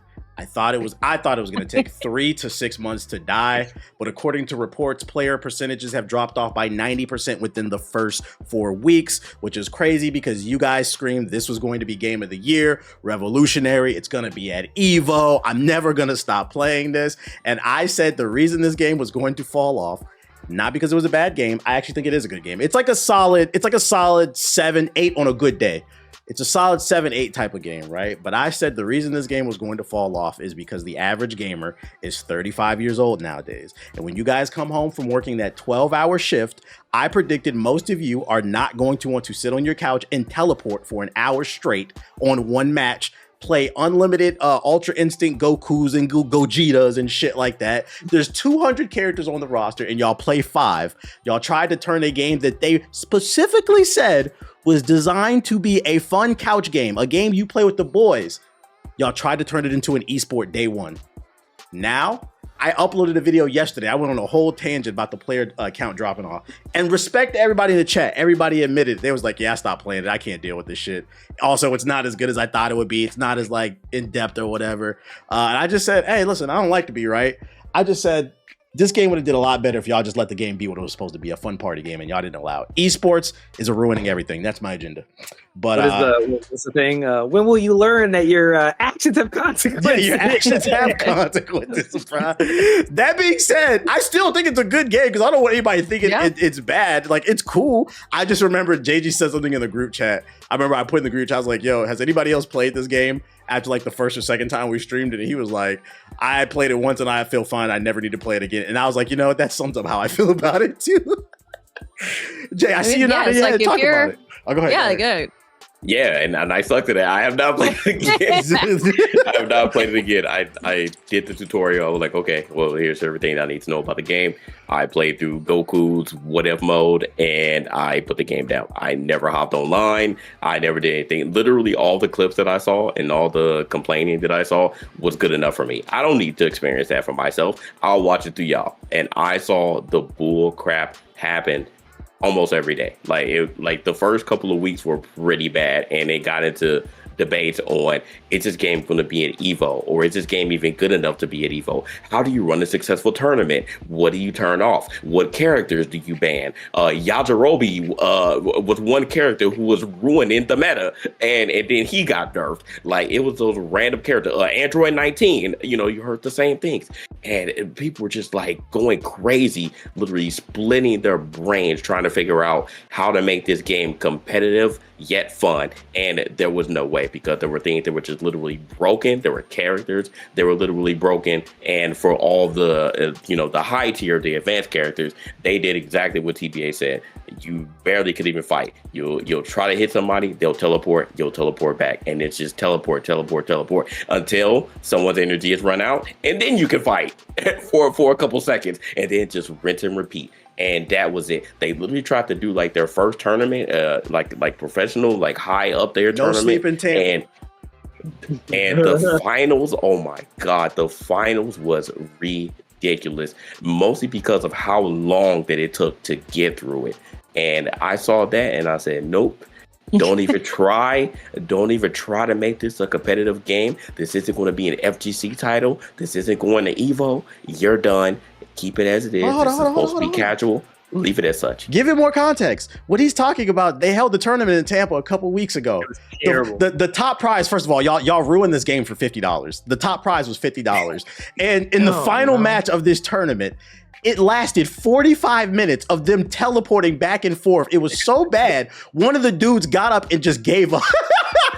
He just gave up. I said, yep, this game's dead. I said, y'all gotta learn how to have fun, bro. What's wrong with just enjoying the game with just your friends? have fun with it, man. Like, if you're a Dragon Ball fan, like, this was amazing. This is amazing for Dragon Ball fans, and just like enjoy the game for what it is. Not every game needs to be a competitive game, especially one that is clearly made to be like lore accurate, right, for the characters. So you can't, some characters are just going to be way stronger, because that's the way that they made the game. They didn't set out to make a competitive, balanced fighter.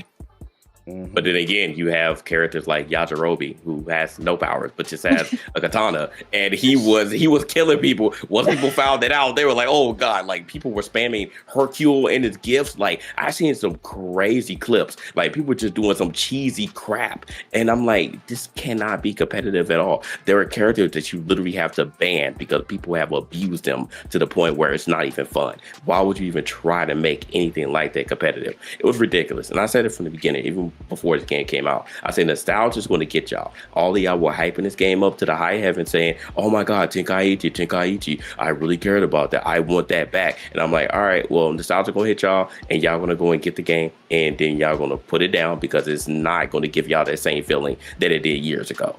And sure enough, once y'all try to get online, because now it has online, and y'all get out there with the people who don't care about whether you're having fun. They don't care about you actually trying to, experiment with different characters. They only want to embarrass you, and they're going to have fun cheesing. They're going to win by any means. And sure enough, that made the community upset.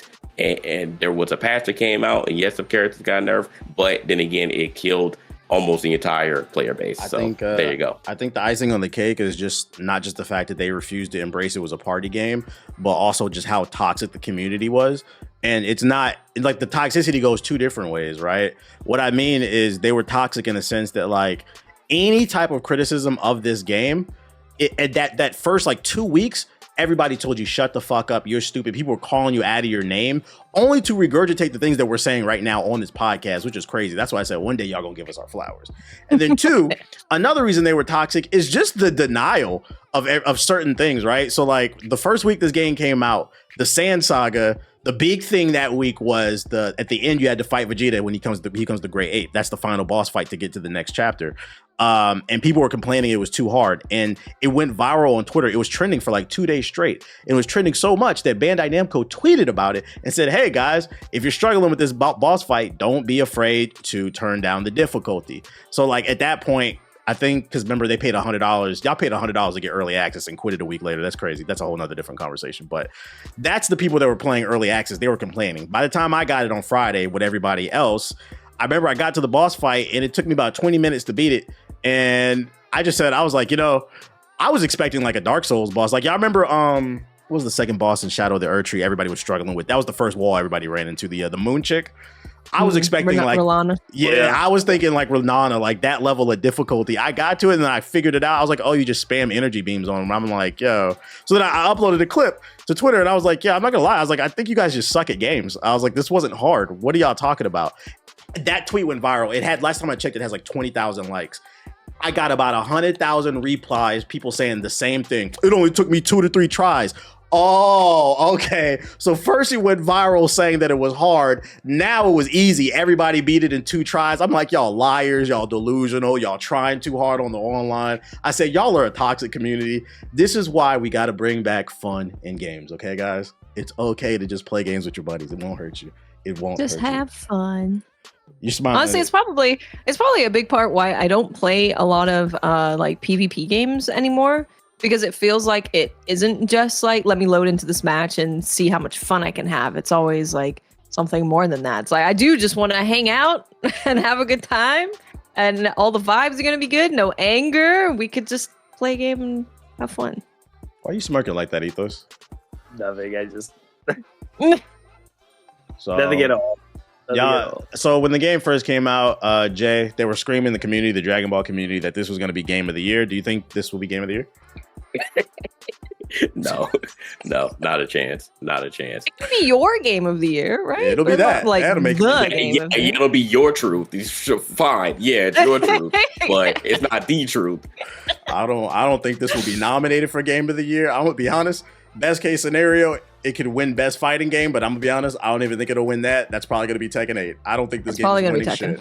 I don't think it's winning shit. But Dragon Ball fans, hey, enjoy. I'm gonna be playing Metaphor, which is funny because the video that I uploaded yesterday, a lot of people in the comment section said they dropped this game to play Metaphor. I was like, interesting. I was like, you can see y'all see the light. Y'all see the light. The real Game of the Year. That's all I got for the leading conversations. Let's move into the news section. The news section. Since the last podcast, Xbox held the Xbox Partner Preview, which is like their kind of state of the play, and they revealed a bunch of new games, including some Alan Wake DLC, this new horror game called Chronos, the Yakuza game. We got another look at that. Some more of that Mickey Mouse shooter, Animal Well, Subnautica 2, some anime shit, some of this, Mistfall Hunter. Was there anything that stood out to y'all? Was there anything that like really he was like, wow? And what would y'all rate this, Watts? Well, how was you feeling about the Xbox partnership?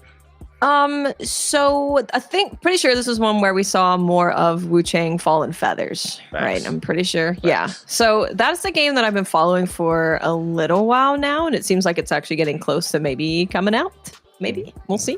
But I thought this looked really cool. There was a bunch of like abilities in this game that just look crazy. So for context, I don't know exactly what kind of game this is going to end up being. It's been listed as an action RPG. It's been listed as a Souls-like action RPG. It will probably be somewhere in there, but you get the thing. You fight bosses and you do have RPG stuff in it. So you get it. But yeah, it's a game that's set in like Chinese culture instead of being, like Japanese. And it is a Chinese studio, and we are seeing Chinese studios come out with some really good looking games recently. There's a lot. That was right, man. It's a boom. It is, because you know what it is? It's because Chinese game studios could only really get funding for like mobile games, because that's where all of the money is. So anytime they were kind of just like trapped in making mobile games, whereas now, and I think Wukong is going to help this out a lot, because they've seen, investors can see how well a game like that can perform. And now they've got all of these studios who have been making mobile games for like 7 years. And they're like, I made $7 quadrillion. Now I'm going to make the game I really want to make. And I don't even need an investor or anything. And now they're making these kind of games. Is just Joe. Quick thought. Are them tariffs gonna affect this game? It will probably affect everything, right? Everything. I mean, I remember it's 10 to 20% on any import, but then 60 on Chinese. So like, 60. It's 60 on Chinese, and this is a Chinese game. That's why I'm like, just a random thought. It's probably fine if I buy it digitally. Yeah, I would hope digital. So. Just don't buy the and don't buy the statues or stuff, I guess. Yeah, don't buy the collector's editions. Yeah, or you're gonna have to fly there and bring it back.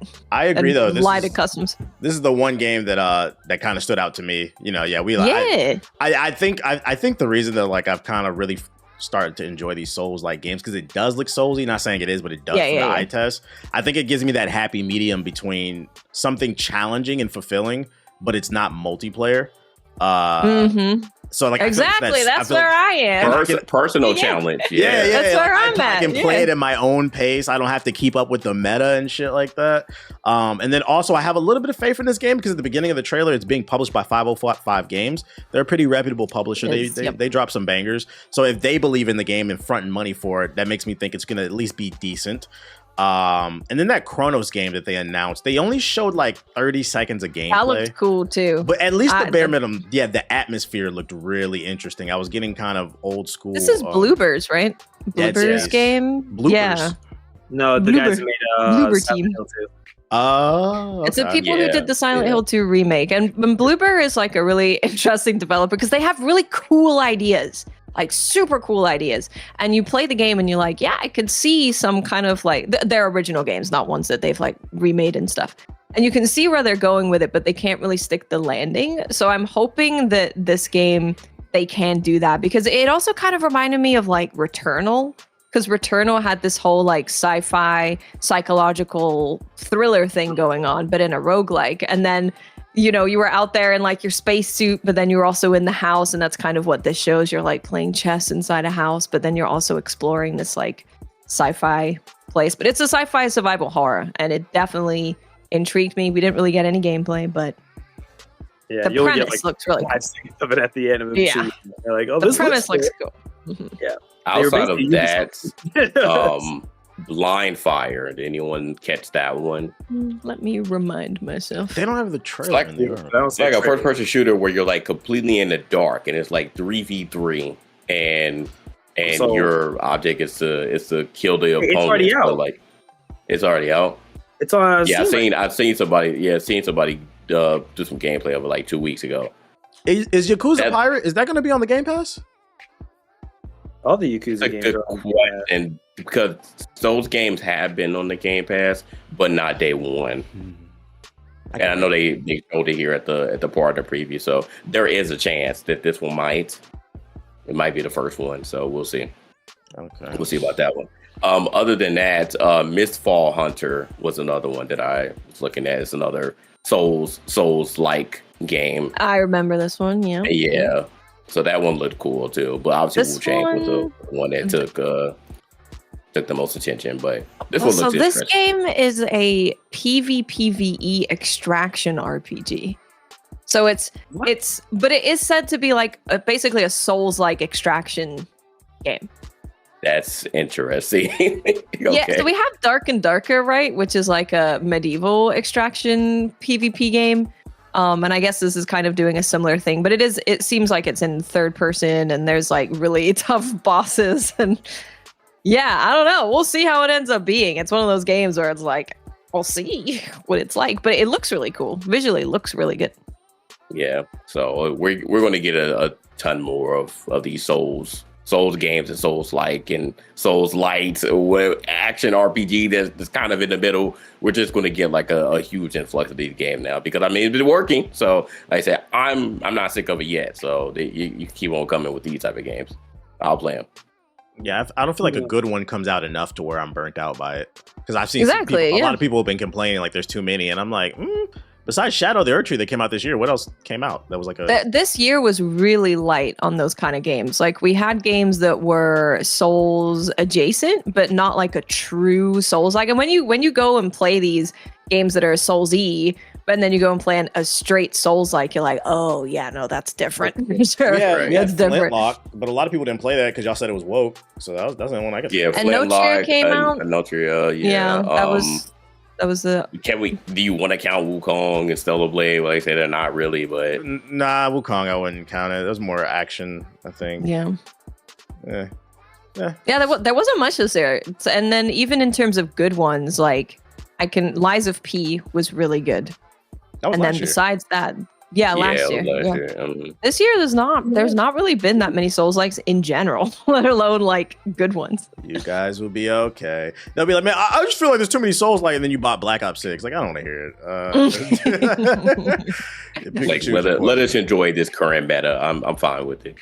Freaking, I would rate this partner thing like a C though. It was okay. Like, there's a couple things I saw, but it didn't blow me away. A couple things I'm interested in. What is blowing me away though is all the drama that Ubisoft keeps catching themselves in. Oh my god, Ubisoft, please. I got 4 different articles regarding. Yo, Ethos, why are you sending me TikToks while we're doing the show? What are you doing? What are you talking about? I'm not. Did you press a button by accident? Oh, never mind. You didn't send me one. It says don't. No. TikTok sent the notification. It said don't let the streak end because he's always sending me fucking TikToks. It's telling me to send you something. On TikTok? Yeah. I didn't even know that were streaks. That's why I keep bugging TBH. Gotta keep the streak going. Assassin's Creed Shadows Early Access officially canceled as Ubisoft drops the collector's edition price by $50 amid delays and scrapped the season pass. So they are removing certain things out of it and dropping the price. In a post via their Discord, they confirmed several factors, including the Assassin's Creed Shadows delay, the cancellation of its planned season pass component, and the removal of 3 days of early access planned as part of its original November 15th release date, dropping the price from $280 to $230. While the content will mostly remain as initially advertised, some design elements may change. Ubisoft confirms buyers of the collector's edition will set to receive the game itself alongside multiple art pieces, collector items, and a statue of the game's protagonist. Any of y'all were y'all planning to pick up this version of the game? Does y'all care about this? No. Yeah, I wasn't dropping the money for this, so like I don't care. No. What I will say though, because although this is negative news, I do feel like this is a chance for Ubisoft to make a good PR play. It seems like they're betting all their chips on this game and getting them back in the good graces of gamers. And if you want to, a piece of advice I would give you is, what are you doing with that season pass content? You didn't just scrap it. Like I don't know how far along it is. If you plan to just like stop developing it altogether, if there's any chance you still want to do the content, why not just give it away for free? Like put the game out for $70 and then maybe like 3 months later, drop that season pass content for everybody and just be like, we're sorry, we're trying to do better. Do y'all think that would like put people in the good graces? I think it'll help. Yeah, I don't think it's not going to completely bring everybody back, but it might help a little bit. But again, that's barring that the game is actually good whenever it finally drops. Yeah.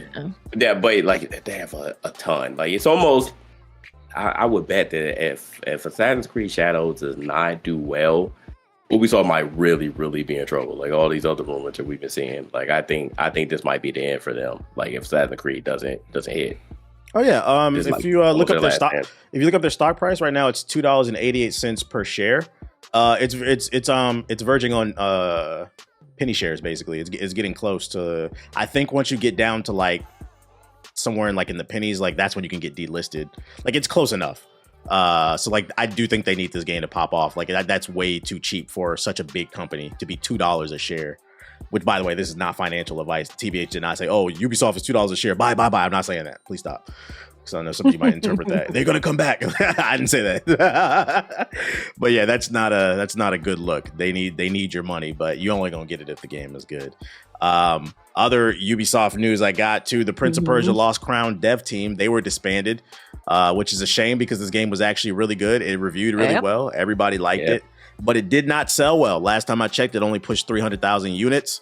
There was a lot of people who dismissed it because it wasn't what they wanted, and that meant a lot of different things. Some people thought it was woke because it was a black guy, and then also some people just didn't want to play it because it was 2D Metroidvania style. A lot of people are still waiting for that Prince of Persia Sands of Time remake, so they were like, what the fuck is this shit?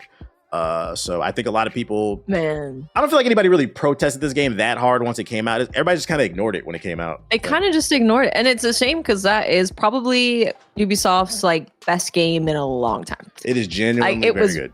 Really good. I was actually surprised at how good it was. I was like, wow. It's really good. Yeah, Ubisoft got one.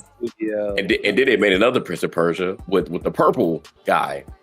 And they further messed up. Like what's going on? Why'd you make another Prince of Persia with another developer? Like it was just it's some weird stuff going on. Isn't it interesting how they call it the Prince of Persia with the black guy woke, but not the one with the purple guy? No, they didn't, man. Interesting. And then let's see what else I got for you. Over 700 Ubisoft France employees go on a 3-day strike. They are striking out there. This is actually an old article. There's another one that I forgot to say, but apparently the Italian offices are joining in too, which is like a couple more hundred employees. So like they're revolting. Man, they're fed up, man. They are revolting because they want the reason is they want higher pay. They want to rework their contract. They believe they do too much work and they're not getting compensated correctly, which, I agree. Pay these game developers. My only thing is like, you guys picked a very interesting time to demand this because I don't think they got the money to give to you. So it's going to be a tough negotiation, which I think it could potentially further delay Assassin's Creed if they continue to refuse to work. And this was another one too, because before we move on, but they wanted them to come back into the office too. And I've said it before, like if you're comfortable doing remote work now, that is literally one of the worst things that you can do is force your employees back into the office. It's not going to happen, and people are going to push back. Where they're not going to just sit there and be like, "Hey, I'm just willing to come back." No, people have their new lifestyles working remote. They're not going to spend that commute time going back into the office, especially if you force them to. Also, there's a lot of people that got hired during that time where they don't live there. So it's like, come back to the office, but that means I have to relocate. It's it's ridiculous. If your workflow is doing well, and we've seen plenty of studios doing some of their best work while being remote, there's no reason why you're forcing people to come back. People are happier not having to spend an hour plus in a car. Most of the development is done on computers. You guys can hop in a Zoom call, a Discord call if you need to collaborate, send files. Like it is what it is at this point. If it's working, let them be. And then the other one is X-Defiance producer denies claims the game will shut down after season 4 because the numbers apparently are dwindling. Last time I read, they're struggling to hold 20,000 players, which is a far fall from when they had 10 million at their peak concurrent players. So rumors were circulating that the game is about to shut down, especially with them struggling. But the producer came out, Mark Rubin, and said that was a lie. We're still going strong. We're fighting the good fight. But since this article came out, Black Ops 6 came out. Do y'all see anybody talking about X-Defiance since Black Ops 6? I haven't seen it in general, and like people were enjoying the game too. But it's that thing where I think a lot of people are like, yeah, I like it. We saw this with the finals too. Yeah, gameplay's fun, but there's no reason to stick around. And I don't know how you really solve that being a brand new shooter in the market. I don't know how you solve it. I think just it's a shooting game and they still hadn't fixed the shooting, like the hit registration. Like we're going into season 3 and they didn't fix the basic core gameplay. That's why it fell apart. And then Black Ops 6 kind of sped things up. At this point, I kind of feel like we're just waiting for the inevitable. I don't think that game is coming back. It's really hard to. I don't think so. It's really hard to make a comeback like No Man's Sky, which shout out to them because they got the Normandy in that joint with their they've done like constant, really good free updates, and they have a new game coming out next year, and I cannot wait to see what a brand new game is like from them after they've learned all of this from so many years of reiterating on No Man's Sky. I'm really excited to see that. Tell us more lies, Sean Murray. Tell us more. We're ready. Did you have the other Ubisoft thing that they did recently in there?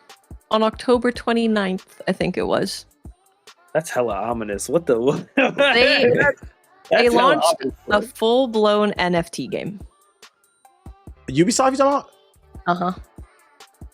Yeah. Yep. Who's still indulging in that scam? Like what? Ubisoft, apparently. It's quiet. It was a quiet launch. They're like, we finished it. We're gonna put it out. Put the game out. Don't tell anybody. They got in trouble last time for doing this. What was it? Was it? Those NFT like add-on items for like was it Tom Clancy's? Yeah, it was Ghost Recon. Yeah, they ain't learned their lesson, man. Bless their hearts, bro. Ubisoft, what are y'all doing? Shit, that is hell.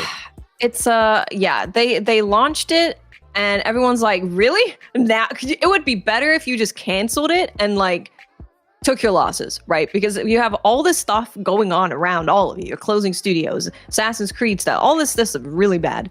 And then you're like, here is our NFT game. It's called Champions Tactics Grimoria Chronicles. That sounds horrible.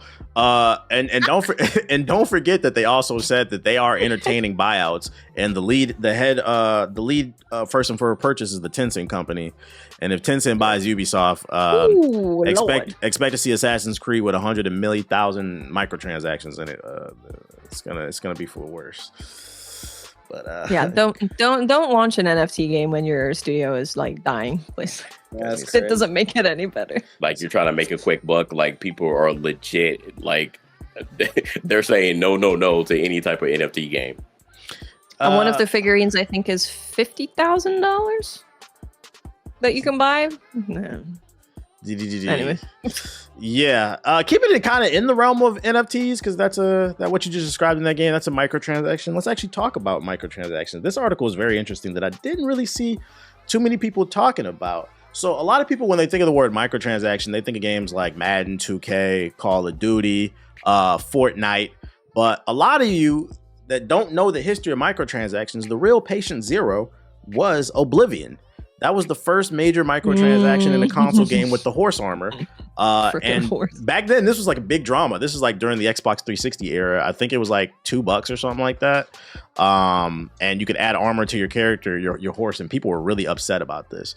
So this article came out from the former lead of Skyrim, and they said, basically, it sold millions and millions. You guys are making fun of it, yet you buy it. Let me read the whole quote because I want to get your guys' take on this. Players felt nickel and dime and made that very clear when they had their voice, and the rest is history. Naismith, who's the lead on the game, says that Microsoft and Bethesda were caught flat-footed at the response to it and did not anticipate the backlash at all. In fact, only in hindsight could it be seen that it's not what the people wanted and that we basically thumbed our nose at them without realizing it. Anyway, despite being very angry about the whole thing, players still forked over a whole bunch of money for the horse armor, which, yeah, that tracks with pretty much every other massive gaming controversy since. Per Naismith, horse armor sold in the millions. It had to be millions, though he couldn't recall the exact number. That was kind of a head shaker for us. You're making fun of it, yet you buy it. It's hard not to be reminded of the metric picture of a boycotting Modern Warfare 2, blah, blah, blah, blah, that other shit. So I want to hear your take on this, Jay. How you feel about this? He said, y'all say y'all don't like it, but y'all buy it, and that's why we keep doing it. This is America. Yeah, no, this is still going on. Like, I totally don't get it. If you're going to show that, hey, you don't like this thing that is trying to be pushed, then don't buy it. You know, we always talk about vote with your wallet. And if you're not doing it and you're showing these companies that, hey, you're still buying the thing that we threw out here, even though you're complaining about it online, then what else are they going to think? Like the company, the execs, the shareholders are going to be like, hey, keep doing more of that because they're stupid. They're going to keep doing it. It doesn't matter how much they're complaining. You still are giving us good press and you are still making us tons and tons of money because you're still buying these quote unquote dumb things that you have been spamming online for weeks now. So yeah, I am not surprised by this. I actually didn't even know about this particular instance back in 2006. So yeah, just to see that like we're 16 years later and it's still happening. I mean, what 18 years, and what can we even say you know, about how we did not progress and we're still complaining about everything, but you're still not doing what I would consider at this point to be a simple thing that would make these companies actually change their trajectory. And that's just, don't buy into the thing that you don't like, or don't show all this attention to things that you don't like. Self-control. Dude, I always will bring up and there'll be a lot more skins I can use as an example soon, but I'll always bring up the Faker Ahri skin in League of Legends, which was like $500. It sold about $2.3 million in the first hour when Faker was streaming the skin live on a platform. Now, this is like, there's different cultures approach microtransactions differently. Like, I know in China, it can be seen as like you rolling up with a designer bag or something, because you're showing that you have money and people are like, wow, that's so impressive. But there's no numbers on how much it made in North America. But if they can just make $2.3 million in an hour from one portion of the population, and this game is played by millions and millions of people, it's never going to stop. And like, look at Monopoly. The Monopoly mobile game has made $3 billion in a year.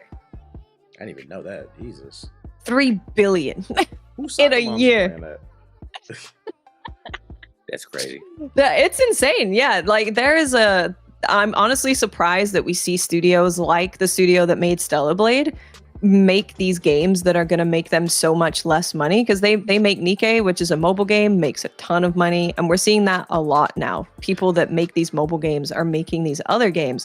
But I'm surprised, because if you have someone in leadership behind those studios, they're never going to make anything besides that stuff, because it makes billions of dollars. It's 100% a self-control thing. People try, they're manipulating us with the marketing. No, at this point, it's on y'all. And I'm gonna give you an example, because I just remembered, now that you brought up that Monopoly mobile thing, I kind of understand what Monopoly mobile, like, it's a game you probably think you have to spend money. Like, I halfway understand it. I'm working on a video about like the history of boxing games and kind of like how they fell off after Fight Night and where they went. And before I lead into it later in the video talking about Undisputed, but before I get to Undisputed, I talk about the only thing after Fight Night that was still around was basically mobile boxing games. And I started doing some research on, I don't know if you guys ever seen the mobile game Real Boxing on phones. It's a shitty mobile game. I did some research on that. That game makes $60 million a year. Anybody who watches the show, if you know what I'm talking about, it's such a basic shitty mobile boxing game.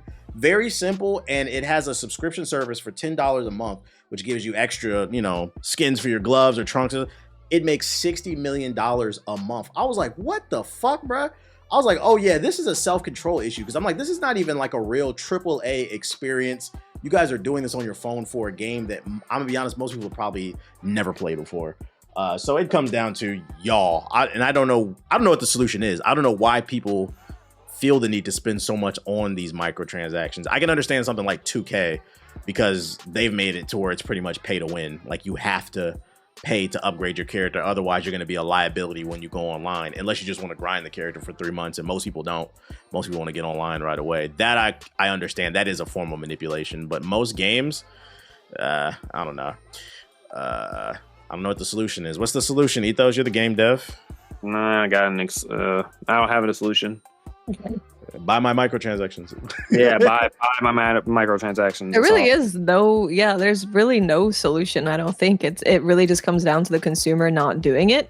Like, if they keep doing it, then people are going to keep putting it in the game. The solution is to take down capitalism. That's it. That's it. Yeah. That's the only way. Pretty easy. Easy. We just got to dismantle the system, guys. Come on, on 3. You just got to Johnny Silverhand it. That's all you got to do. Well, what about this one? What about what this former PlayStation executive is saying about the class of creativity in the industry? Former PlayStation exec Sean Layden gave an interview recently with the Game Industry Biz, where he's on record saying a couple interesting things, including, today, the entry cost of making a AAA game is in the triple-digit millions now. I think naturally risk tolerance drops, and you're looking at sequels, you're looking at copycats, because the finance guys who draw the line say, well, if Fortnite made this much money in this amount of time, my Fortnite knockoff can make this an amount of time. We're seeing a collapse in creativity in games today, studio consolidation with high cost of production. And then he also went on to say, AA games can bring the new thing and can be developed far quicker than AAA games, said Layden. More importantly, though, they must seek unique ideas, not monetization. If you're going to pitch me a AA game and in the first 2 pages of your deck, it's your monetization and revenue and subscription scheme, I'm out. How are we feeling about this one, Watts? What's up with the lack of creativity? I mean, I think that's like spot on. You know, we were kind of touched on it a little bit with like the Chinese game development industry and how that's going, where if you were looking to make this single player story game, no one was interested in funding you at all because it doesn't make the money. And we've seen that in AAA, and it's going to just keep getting worse. The more expensive games get, the less likely they are to take risks on things that they don't know if it's going to pay off, because they don't know if they're even going to break even with that. And that's when like a couple years ago, I started playing a lot of indie games, because that is where you will find more iteration on genres and stuff if you go to indie games, because that's what they have to do. And it's like exactly what he said. You have to have a unique premise to get people interested in playing your like smaller, maybe worse looking, shorter game. You can't just have your mind on monetization. But the big studios absolutely will have to do that, because they have all of these people backing them and they have to make all of them happy. So it's they're not going to be taking any risks. Even that, like, the creativity is absolutely still there, and people who want to be creative. And it's talking about the other examples we have with like the Stellar Blade director who said he always wanted to make the game that he made with Stellar Blade. Like, that's what he wanted to do, and he only felt he's been able to do that now. So you'll still see it happen, but it kind of feels like, yeah, if you're a studio starting out and you want to get funding for your like AAA super expensive long development cycle game that people aren't sure if it's going to pay off, it's just not going to happen. I think also too, if they go more AA games, that leaves you with more budget to actually advertise the game, because I think that's the issue. You're making these super expensive games and then there's no money to advertise. There was no money to, it seemed like, to advertise Concord. All they were meant to trying to drop a new cutscene every week. So I think, yeah, they got to scale back on it. It needs to scale back. Yeah, 100%. Like, I don't know about you, but I don't need to, in an action game, I don't need to zoom in on every texture and have it be like a 12K texture. I don't need that. Yeah, I think they also need to understand that the consumer only has so much time and money. I think in this generation, they're dealing with a unique problem that they created and they don't even understand it. And that's, there are now gamers out there that have invested so much money in their Fortnite and Apex accounts. They're looking at it like, why would I go play another game when I put $1,000 into this game right here? Update this shit, 100%. Bitch. So there's a lot of, I think they've overestimated how many gamers out there are willing to even try some of these new games, because they're so invested in what they're playing. I mean, like, think about just Destiny, right? That was like over 10 years ago where that first came out. You've had games coming out for many years now that people have been playing for many years, and you only have so much time in your day. So even if you wanted to play all of the live service games that come out, you can't. Like, you physically cannot do that. You can't play every single game forever for the rest of your life. Yeah, freaking. I seen a TikTok the other day, because the new season of Apex is coming out, and somebody, it was just like a caption, and the dude was saying that like, oh, I thought I quit Apex, but then I seen the new skin they dropped and I hopped right back on. Mm-hmm. That person's never leaving that. They're stuck in that ecosystem. Yeah, got them. Stuck in that ecosystem, so they're not even gonna try it. So like, I think it'd be smarter to release 4 more small scale games throughout the years with smaller budgets, instead of allocating that 200 million to just one game, because then it's like an all or nothing type of thing. You should never put your eggs in one basket. I don't understand why that doesn't apply to gaming. Yeah, no, Sean Layden, he was on the money with this one. Like, we literally just talked about like the different metas that we've experienced. Like in the last 10 years, we had a boom in the VR space and the mobile space and the hero shooter space. And now we're in the Souls-like space. So now everybody's trying to make them a Souls-like game. So yeah, you see one game pop off, and you're a different studio, and you're like, hey, like I want to make that similar type of game because I see what they're doing over there. You know, I see what you're doing. Like God, please make my game. You know, that I just copy your homework bar for bar, word for word, and you know, hope that my title can do the same thing or just break into that market just a little bit like yours has, the big dogs in this industry. So and now we have, we're live service games too. We have over 90% of studios have a live service game in the tuck. Like, it's ridiculous now. And yeah, you could easily just look at the landscape now and say, hey, there's no creativity. But like Waz said, like, there is creativity, but it's just that their risk assessment, why even take the chance of making this this totally unique IP just for nobody to play it, because they're still playing Fortnite, GTA, Call of Duty, 2K, those big dogs that people play year after year after year. So it's extremely tough right now. And then you're dealing with layoffs. You have a company that tries to make a unique game. Nobody plays it. It gets called woke. It gets put in this weird spin cycle. And then, not even months down the line, then that studio gets laid off. They get totally obliterated. It's ridiculous out here. It's scary. So I understand. I totally understand why you wouldn't even want to even take the risk. But making a live service game or making a clone also doesn't work either. So where do you go? And that's remakes. Now we're in a remake era too. So it's like he got all the remakes. Yep. Like this game 10 years ago. Oh, well, here it is again with upgraded graphics and some new control schemes. So there you go, gamers. I also think they need to do proper risk assessment.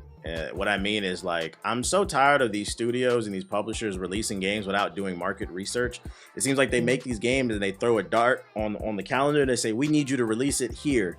Listen, y'all gotta humble yourselves. When Kendrick drops, if you're not on Kendrick's level, get the fuck out the way, bro. If you're not on like Drake's level, get the fuck out the way. There's just like certain things you gotta move. And an example I can think of is, because like this goes back to the creativity conversation. That game that what's the name put out, it died right away. Shroud Shooter. That shit was creative. The one where you had the two characters, that shit dead as fuck. That was creative. Shroud doesn't even play the game, bro. And you know why? That shit came out in between two other games, I believe. So it got completely lost in the shuffle. You have to make that conscious decision. All right, what are we up against here? Maybe we should move it back a month. You got to give yourself a fighting chance too, if you are going to make something creative, because then what happens, it becomes a vicious cycle. You release something creative, nobody plays it, then the suits see it and they say, oh, see, don't nobody want this, make another Call of Duty. No, you need to set people up to win. Because y'all didn't set up Titanfall 2, and I'm still upset about that. But anyways. So he said, oh, we're going to release this the same time as Battlefield. Like, just have them compete against each other. Like, I don't get it. Shit is crazy. Stop it. Speaking of setups, Microsoft is trying to set up Halo to come back. Recently, 343 Industries announced that they are rebranding from 343 to Halo Studios, and they're now doing a soft reboot and basically relaunching Halo in the Unreal Engine 5. They released a whole 6-minute video explaining everything, but I already watched it. Basically, the gist of it is that they want to focus more on creativity and bring a quality product. So instead of using a proprietary engine, they decided to go with the industry standard, which is Unreal Engine 5, because not only it looks great, but when they hire new talent, it'll be easier to train them, and then they can just focus on pumping out quality content. So now people are asking, is Halo back? You're the Halo guy, JG. What do you think? Is it back? Hey, only time will tell. People do not like 343 Studios, man. It's been a rough goal for them getting a raise of Halo once Bungie left. So it's going to take a lot for people to be like, hey, 343 Studios, you all are doing a good job. Or, now they're called Halo Studios. You could change the name, but the same people, the core is still there. So that will be the only thing that people are weary about. But I think this is a good thing, though, if they can truly capitalize using this new engine, because I wasn't even aware, and I'm sure Ethos, you probably knew about this in the background, but a lot of these dev kits and stuff that they were using are like pretty ancient at this point with some of these like old OG games and these game studios. So I wasn't even thinking about what engine that 343 Studios was using. And once they explained it in this video, I was like, dang, like I totally didn't even have that in my mind frame to think about that. So for them to move to this, I mean, if it does unlock a whole bunch of possibilities, then maybe we can see like an actual good Halo that overall people enjoy. So only time will tell, but it looks pretty as hell though. I would say that it definitely looks impressive from a visual standpoint. So Your game dev, Ethos, give us some insight. How are we feeling about these switch up in the studios? I guess it's good. I'm a little bit worried that like if Unreal just becomes a standard across the board, that like no other proprietary engines will exist in the future, that it will just be majorly owned by Epic Games and owned by Unreal Engine. So far, they've been pretty pro developer. Like, thank God it's not like someone like EA that owns this engine, because I can't imagine like a lot of people give shit to Epic Games a lot for Fortnite and other things. I like their Epic Games Store, but I do know that like a lot of developers though will tell you is that behind the scenes, Epic has done a lot. Even things that I don't think a lot of people are aware of to like help games, even games like on launch, like that were running their engine. Like Epic Games has done a lot to help games that even at launch, like if they had issues with their game or trying to get something working, they would loan their own like developers or try to help them to assist them to get a game to work or to fix a problem that the game had. They were quintessential within like when Microsoft got hold of Gears. They ensured that like that relationship and partnership still existed. That's why like for some reason like that's why the coalition has always tends to create like the best looking Unreal games, is because a lot of them have that close partnership of years of experience with Epic Games. What's her name? CD Projekt's doing the same thing right now. They've moved away from their own engine. They've said now, like after Cyberpunk, they're just like, in order to avoid a lot of the headaches we had when we were developing Witcher and Cyberpunk, we're going to move to Unreal because you know there's way more support there than kind of what they said. If we have our own engine and new people join us, there's this period of time that just takes the person to translate and understand how does our engine work, how does it quickly. Kind of even in Watts' backyard, which would be like Destiny is a great example of this. Like Destiny's engine was ancient. What they built Destiny off of was very old. And the way that you can use engine, you can add these new components to the engine. Like you can integrate these new engines and create these new, I guess, like sub systems, like our new lighting system, stuff like that. But you know, the very foundation of the system might be very old. And this is what caused. I know there's that whole rumor that came out with that article about how Bungie employees were like saying like behind the scenes, like Destiny 2 at one point, because they had so much tech debt, that for them to like update the game with like their newest update, like to push a brand new like build of the game, it would take them almost half a day because of like how some of the older systems would just take so long to like compile like all the different components. And then like looking at like just recent like Helldivers 2, like that game was built off of an older engine too. That's why there's no DLSS. The engine is, I guess, so old that they said like DLSS just does not support our engine. We cannot get it to work with our engine. That's why when people were begging for it, they're like, we want to put this in our game. Literally, the engine is just so old that it will not let us. And this is also why we were keep begging about, please increase the player count. Let us put 20 people on the map. And they're just like, it's not just a simple we up the number and that's it. Like there's a lot of technical things in the back end that maybe the engine just cannot. It just cannot work. So like Epic is probably the most forward thinking or forward ahead of the curve, because Unity is a hellhole because of changing corporate decisions they've made. It's the only one that seems to be pro developer, does a lot of things to help developers, gives them tools, a lot of free training tools. It's a very powerful thing that people that like not necessarily need to go to school and they can still learn how the engine works. There's just so many resources out there that can teach anyone how to use it. They're the best, I think, on the market to be able to handle that. But again, my fear always is when you put all your eggs in one basket, there's always a fear of if that belly's up or there's a big problem that happens, it affects so many different areas. So that would be my concern. But I get of all the evils, I think it's not the worst of them. So the plus is definitely like you can hire people and get them working on it right away. It's like we use Unreal. It's like, okay, I've been using Unreal for like 7 years. I know how to do this.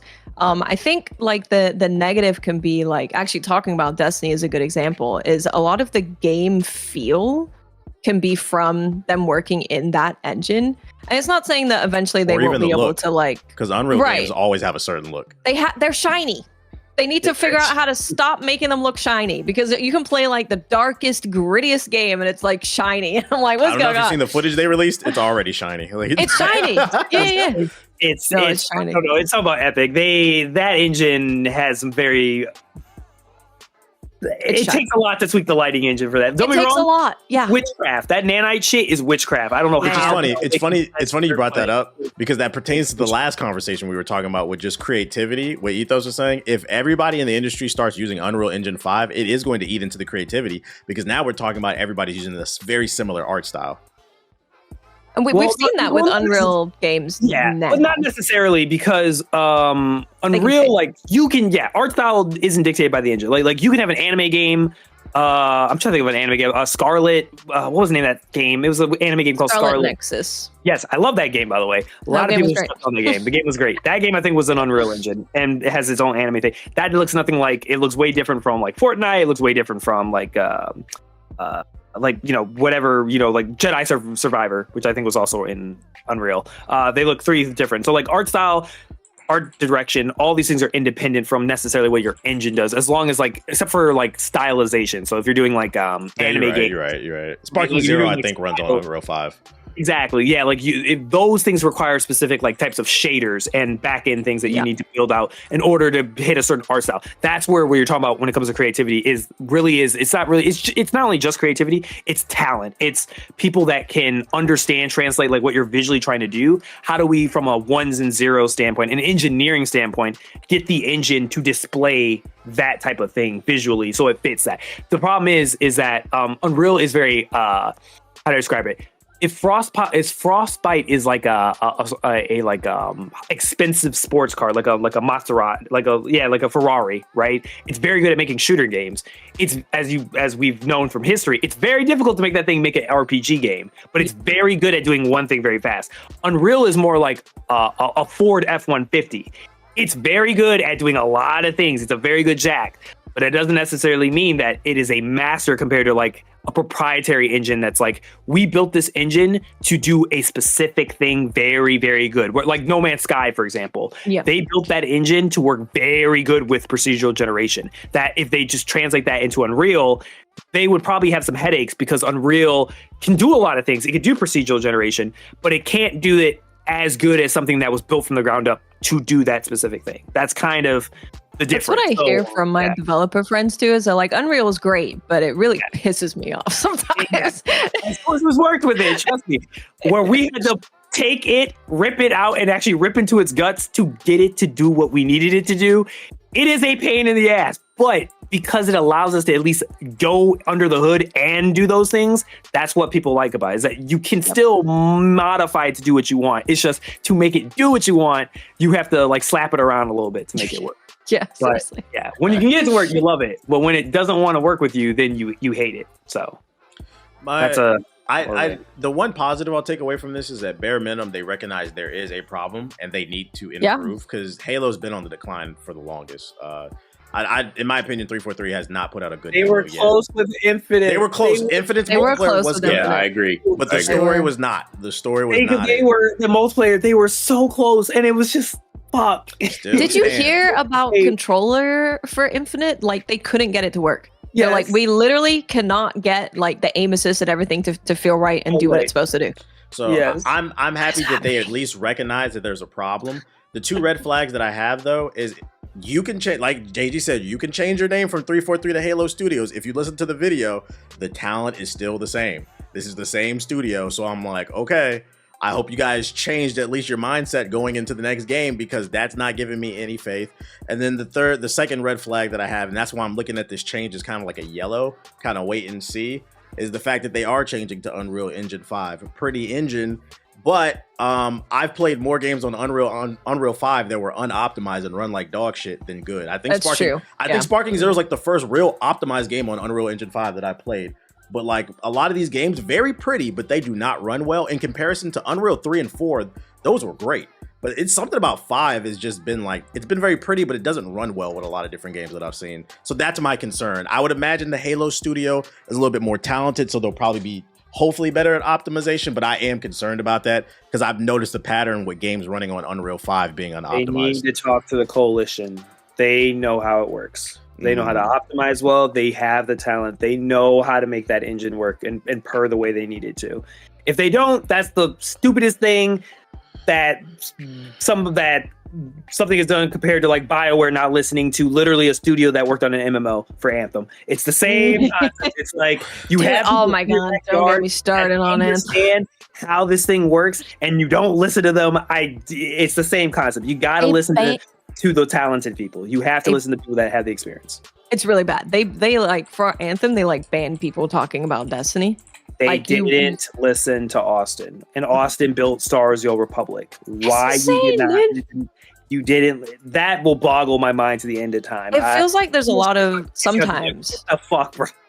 Dude, why did you do that? Like, sometimes it just feels like an ego thing of like, no, we're gonna do it our way. We're gonna figure it out. We're gonna pave our own path forward. And it's like, why? When you can just look at like stuff that other people have done and learn from that and still do your own thing. I don't. The thing people have to understand is that you need talent, but I think a lot of people don't understand is that these studios are no longer the studios you grew up with. Mm-hmm. That's something that I think a lot of, like I've come to accept that with BioWare, but there's a lot of people who are BioWare fans that have will not accept that. They cannot get over that understanding. They understand turnover rate at their job, but they don't understand it in game development. Yeah. like they need to understand that like a lot of the old guard, a lot of the old people that made these OG things that you grew up with, they're gone.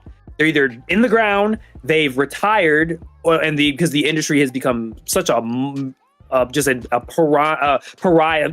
It's just become a monster of just eating people alive and then spitting them out. That these people have just tired out and they've literally gassed out and said, "I'm done. I'm not doing this anymore." And then they quit. Or like I said, they go off to make a new studio. This is why you see a lot of veterans leaving, making their own smaller studios, and then they make something that's not even close to what they originally made, like Dead Space, for example, with what was it called, the Callisto Protocol. That's a great example of it. Yeah, it's a great example of the same. This seems to be the pattern that seems to happen. But the thing is, man, I love I can talk about my Lions. It's very similar to what's happening with the Detroit Lions right now in football. For people who don't know what's happening, I'll just TLDR is that Lions are going crazy. And if you just even heard remotely of football, you know the Lions have been a joke for multiple decades. My entire life, I've never seen them win any Super Bowl. Have never even seen them go to the finals. Nothing like that. This year, they are literally the number one in the league. They've been stomping everybody, and it starts at the top. It starts with the coach. They changed the coach, and the coach has this he's a very good leader. He has this very good mentality, and you can see it expressed across the whole team and how they want to like that man can speak to me. That man can speak to anybody, and if he wanted you to run into a wall, you'll do it. Like he's just that type of coach. And I feel like that's the same thing with game studios is you got to have someone who's leading, who can motivate their team to be the ones to do that. And I think that with a lot of these teams, kind of what you said, TBH, earlier, is you got to be motivated to want to make that bigger thing. Like this is something that when I'm a DEI hire, when I talk to certain studios and I'm giving them like advice is that like it starts from the top. It really does. If the director the director can have the ambition, but if you don't feel the enthusiasm from him or from her or from whoever, if they don't have that enthusiasm for whatever they're working on, you can feel it. You always say that thing we always say. I feel like the soul of the developer was put in this game. I can feel the soul of the developers put in the game. That's why you feel it, and why with other games you feel like this felt like tedious. This is why Ubisoft. All the last 5 Ubisoft games, this feels like it was a tedious task that they just needed to get done and get it thrown out.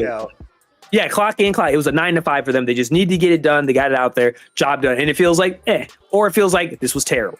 But then for those games that feel really special, the games that we talk about from now on, whether it's like Elden Ring, Witcher, whatever games it was. Yeah, Baldur's Gate or something like that. Like even with the games that that fucked up and came back, all the redemption stories that we've had from time to time again, you can always say like even in through like there was a lot of problems, but deep down I can feel like there's something here. There's somebody cared. It's the same thing, and I think when we talk about like studios and they talk about the rebranding, just like JG said, the rebranding is nice. It's a whole cool marketing thing and and all this stuff. But if you don't have that, if the core is rotten, if the soul of the studio is rotten, and you're not really in it to really change and make something really special, it don't matter what you do. You can change the engine. You can hire the OGs from Halo, the original guys that made the Halo game. I promise you that game will still be trash. It still won't be good enough. Hopefully this kind of helps them do that, where it's like a studio wide, we're changing everything up, we're refocusing, and it kind of can bring them to have that. I hope, because you're not going to be able to just keep renaming yourself or picking a different engine. Keep working. Need that magic. You need that studio magic. If you didn't follow what Ethos said, to give you translate in basketball, think of JJ Redick with the Lakers. There you go. That's what he's talking about. Well, now hold on. According to Lakers fans. That's still pending. Everybody said we only they've been fucking up. But the first few games, they was looking good. They weren't looking good. They lost the Pistons, and even I was shocked. You know how the Lakers seasons go. I got a couple quick stories for you before we get into the SJW section. What's the name? The Valve announced that the Steam Deck 2 is not coming anytime soon, not until they're able to create a generational leap in performance. So we really want to wait for a generational leap in compute without sacrificing battery life before we ship the real second generation of Steam Deck. So if you're on the fence about picking one up because you think it's been a couple years late and they might put out a new one, then you're going to be pissed, i.e. me. Don't be afraid to cop a Steam Deck because it sounds like it's not coming out anytime soon. The Steam Deck 2, basically. I like that. Yeah, put out a new one when there's like a reason to get the new one. How long does the battery life last on y'all Steam Deck? It depends on the game I'm playing. For like the games that I have been playing on the Steam Deck, I want to say it's about 5 hours ish. You must be playing indie games. Yeah, if you're playing like something like Elden Ring, it's probably going to be closer to like 2 hours, to be honest. Dragon Age, like that's about right. Yeah, 2, 3. Yeah. Do y'all just keep it on the charger most of the time when you're playing it? Like you just hold it with the charger? Yeah. I'll take it off the charger, relax, and go get the charger again, plug it back in. Once it gets to like 50%, you put it. Okay. Exactly. Yep. Run over it. Spider-Man fans, if you guys were expecting some DLC, Spider-Man 2 is not getting any DLC. It has been canceled, which is unfortunate because if you played the game, there were a couple open-ended storylines left. But you are not getting any DLC. Word on the street is the fact that the game got nominated for 7 awards and it didn't win anything. That's why. This is better than Baldur's Gate 3. The crowd, guys. Sorry. Let me stop. So that's unfortunate because I actually did want to see that Carnage story play out. That is unfortunate. It is. Man, even Spider-Man can't like get some DLC. Jesus. It's Spider-Man. What is happening? And then this one is super left field. Nintendo made a big announcement a couple weeks ago. They still haven't shown off the Switch 2, but they did show off a new piece of hardware called Alarmo.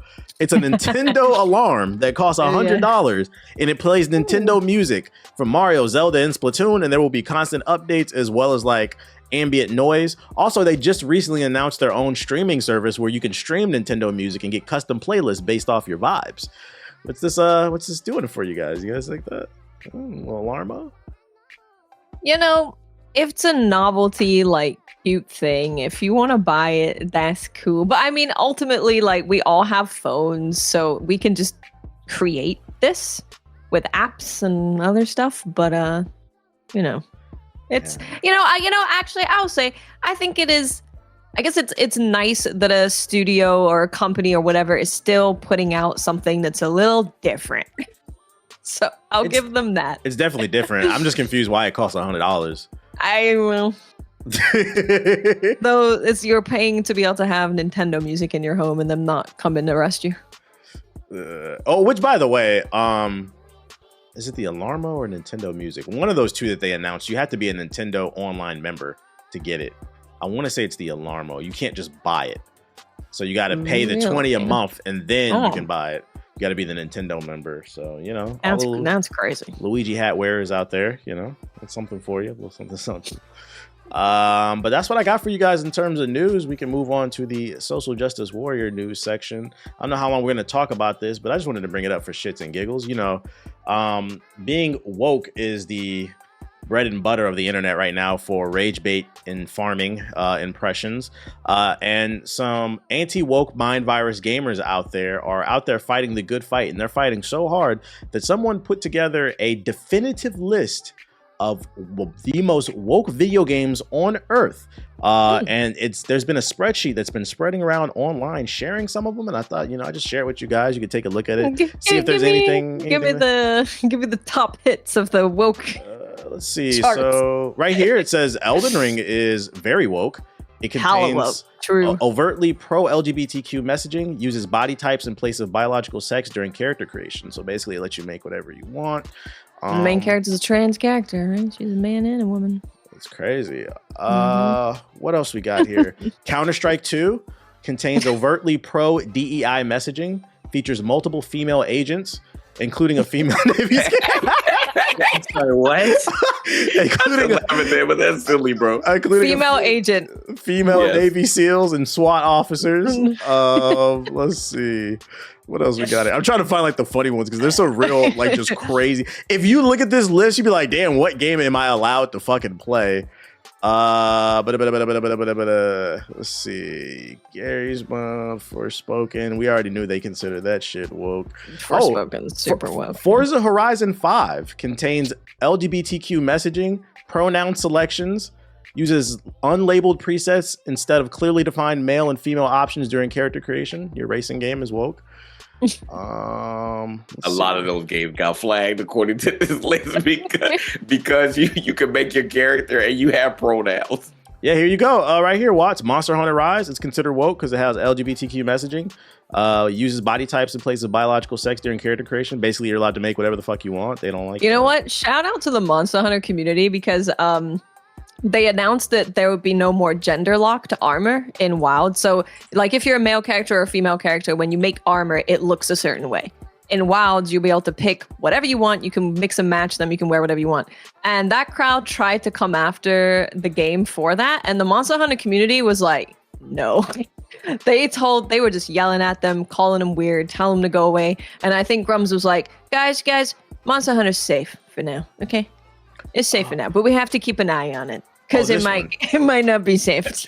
This one's really good right here. Spyro the Dragon is considered woke. Spyro the Dragon contains subtle pro DEI and overtly anti-gun messaging. Bobo was renamed Bob. Moneybags dialogue regarding spending money on flirtatious fawns was changed to guns and bullets have been replaced. So for those not following, they've never played the series, they're upset that in a children's game, you can't spend money on these hoes.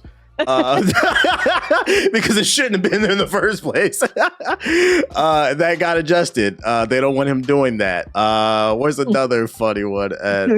Oh, here we go. Mafia 3 contains overtly pro DEI and overly pro LGBTQ messaging, features a black criminal organization instead of the mafia. Apparently these people aren't aware of the Black Mafia, BMF. There's a whole TV show about it out right now, by the way. Mafia is only white people. It's true. So too Italians. many What about Japanese mafia? We got the Yakuza. Like, no. Nope. This is Italian mafia. No. But I mean, if you just keep reading through it, like it's mostly just they don't like black and LGBT shit. Like you can't play it. You can't play it. I mean, dude, you really tell on yourself when you're like, there's a female operator. So when we're like, you don't like this game because there is a black character, and they're like, no, it's because of this, and that. It's like, well, hello, look at your list. Like, look at the reasoning. Like, for those who've never seen this list, by the way, it features 1,551 games, including NBA 2K25. Oh. Why? Because in the shop you can buy a Black Lives Matter T-shirt. It says. So don't buy the game. It's woke. They don't want you to play this shit. Oh God! If you ever get a chance, please Google woke content detectors curated list of games, and you'll be able to pull it up. If you find the link on Google, it's open to anybody, so you can check out the full list. If you're trying to get out there and just become a little bit more educated about what's woke and what's not, what's okay to play, you know? Yeah. Stay away from Elden Ring. Stay away from all these good games. You guys are gonna miss out on a lot of quality content, man. A lot of quality content. And then you wonder why we're saying gaming's dead and gaming's dead. Gaming's dead. I can't find any non-women in my video games. Yes. There's women everywhere. Sonic Adventure. It contains subtle anti-colonialism rhetoric. Anything stand out here on this list for you guys? Anything? Jay, I see you smiling. Man, when I saw this list, I was like, "Oh my God, bro!" Like, it's like the fact that people took the time and put all these games here, and then I was like looking, I was like, "Dang, how far back did they go?" They went back to like the 1980s, like with some of these games. I was like, "Wow, like that's impressive." Like, I'll give them that. That's impressive. But I mean, you basically got to practice what you preach at this point. Are you going to willingly not play any game that's considered woke in 2024 going into 2025? I have seen it all. Like, are you going to look at this list and be like, dang, does this game contain any woke ideology, anything that would basically go against my morals, my whatever that compass is? Because I don't even want to go into whoever someone who doesn't want to play anything woke has as their moral compass. But would that go against my moral compass, my beliefs, if I played any game that's woke? Or would I just hide it behind, hey, I'm doing this for research purposes because I want to see if the game is woke or not? Yeah, that's what I want to see. You guys won't be able to play. Yeah, you're not going to play GTA shit when it comes out, because like GTA is listed as being woke, so like you're not gonna be able to play GTA. According to that list, the only game you can play pretty much is Tetris. Bust a groove, like that's about them 3-match type games. You can play Left 4 Dead. You can play some Final Fantasies. You can play. You can play 6. You can play 6 and 13. Shit is nasty work. It's nasty work. I would love to see what the person who made this list does for a living. Like, how did you have this much time? Do you touch grass, my boy? It definitely had to have been a collaborative effort. You said what's good? Lies of P isn't woke. Lies of P is not woke. Apparently, it's got a woman in it. Hey, y'all be alright. Monster Hunter World is not woke. You'll be alright. Freaking and then last but not least for the SJW shit, I want to hear your take on this as our residential SJW news curator, JG. Dr. Disrespect is back, trying to strive to make a name for himself in the gaming space. And just out of the typical playbook, he is now leaning into the right-wing grifter antics, and he has announced his new clothing line with the slogan, "Make Gaming Great Again." What's that doing for you, Jay? No, I think that money is about to dry up. I know he got a lot, but he still does not have his YouTube monetization. He got to wait another 60 days. So get fucked there. So he's trying anything that he can at this point. Like, I heard he got a lot of donations though. Like, there are still a ton of people who still support him. So it is what it is. We already knew it was gonna be like that. But yeah, he's trying to find other means to get some revenue since that YouTube money ain't coming in. At least for another 60 days. We'll see, what happens when he reapplies. But yeah, I seen this coming, when he came back and he and some of his comments to some of the people were talking about him definitely made it seem like, hey, I'm uncancelable now. Like, I'm just going to lean far into this. And with these antics here, it seems like he's doing just that. He just doesn't care anymore. So, and he knows what's working. This shit proves how stupid this audience is because how can you sit here and watch a man that streams video games 14 hours a day drop a clothing line that says "Make gaming great again"? Gaming can't be that bad if you stream in 28 hours out the day. What the fuck are we talking about? Man, when you can just lie and people are like, hell yeah, take all my money, I love you, then it's so easy. It's like, and it's a pattern that we see all the time. As soon as something happens that's bad, whether it's to do with children or something else, they end up leaning right because they get accepted no matter what and can make a ton of money. What I will say is, shout out to the people who still watch him just to hop in his games and troll. Because I don't know if y'all seen the clips. There was a clip that went viral. Somebody was in his Call of Duty lobby, and then they was next to him, and they was on the mic saying, "Hey, I'm 14. Does anybody want to meet up at TwitchCon?" That shit had me dying. So shout out to the trolls. Stay on his ass. That shit's fucking funny, bro. Keep doing it. Other than that, that's all I got on the show notes. Do y'all got anything else y'all want to add to this? Take that as I don't think so. Okay. I don't think so. Cool. Ladies first then. You got the show floor. What's your closing statement for Gaming Illuminati episode 160? Watts go. I'm gonna use this time to simp for Monster Hunter. If you haven't played before, there probably will be another beta or demo. It's totally free. No pre-order in order to get access to this game. You can just play it for free with the full character creator and a full first area of the game. And just give it a try. See what you think. It's free. They'll have a bunch of free stuff. There's also, if you're interested, you're like, I played the beta. That was pretty cool. I'm interested in playing some more. There's currently, and all the time, there are sales on Monster Hunter. You can get all of Monster Hunter World and Iceborne for like $15. It's easily 170 hours of content if you just do the very basics. It's one of the best companies for this stuff. They put out surveys every time they do stuff like this. They listen to their community. They do free updates for the game. It really is one of the best companies that you can support for actually respecting you as a gamer. There you have it. All right, Ethos. Closing statement for episode 160. Go. Oh Jesus, my mind just blanked. I don't really have anything. I don't think. Shout out to the Lions. That's it. Mm-hmm. They used all the electricity in Detroit. That's why you couldn't show up last week. Yeah, that's that fine. Stadium. Freaking we wasn't even home. We've been on the road. Damn, okay, catching bodies on the road. JG, what's your closing statement for episode 160? Go. Man, I love how Watts is just so happy about Monster Hunter. It's like, I love that for her, but it's with the wrong company.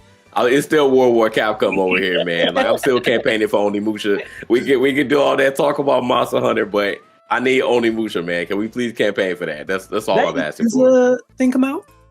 Thing. The Yakuza TV show? That shit It did. That is out, yep. You watch that? Did it? I have been watching it. Yeah, I haven't been to it yet. I'm on the second episode now. Is it good so far? Watch it. Yeah, It's all right. It's all right. It's a show. Yeah, it's okay. It's okay. It's going to end up being like Onimusha though. I mean, literally, as I'm talking about, it's going to be like Onimusha in that series that they had on Netflix. Nobody talked about it. It didn't move. It didn't move the needle. It didn't do anything. So I assume more of the same for this Yakuza. It's going to be like the hardcore fans are going to watch it, but I haven't seen really anybody talk about it. Okay. Yeah. Oh, and then RP Concord, man. So, the Ethos got that in the background. We really barely talked about that, but that's true. They're done. So, man, they closed the studio.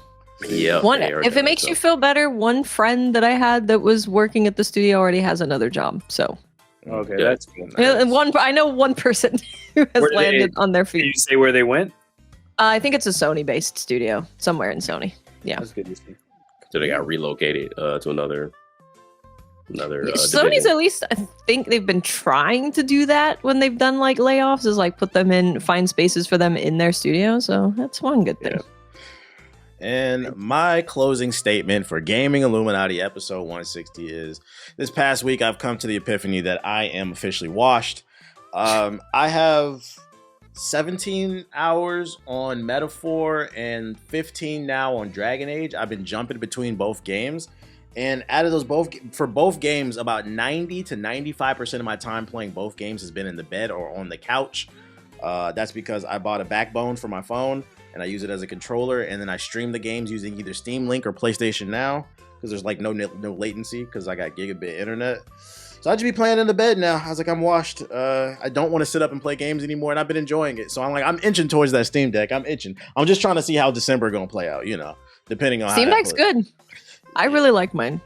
I saved my life last week when my power went out. Join us. Still enjoying the games. I'm always gonna enjoy games, and I was just like, I don't feel like sitting up all the time anymore. Like, I'm just fucking. I think I'm old. Like, my back hurts. I want to lay down. For sure. So if you made it this far in the show, make sure to leave in the comment section #TBH is washed. Other than that, that's all we got on the show notes for you. I appreciate you guys coming through and listening once again. Make sure to rate the show 5 stars on Apple and Spotify. Leave a like at youtube.com/GI updates. And we'll see you guys on the next episode of the Gaming Illuminati podcast. Peace.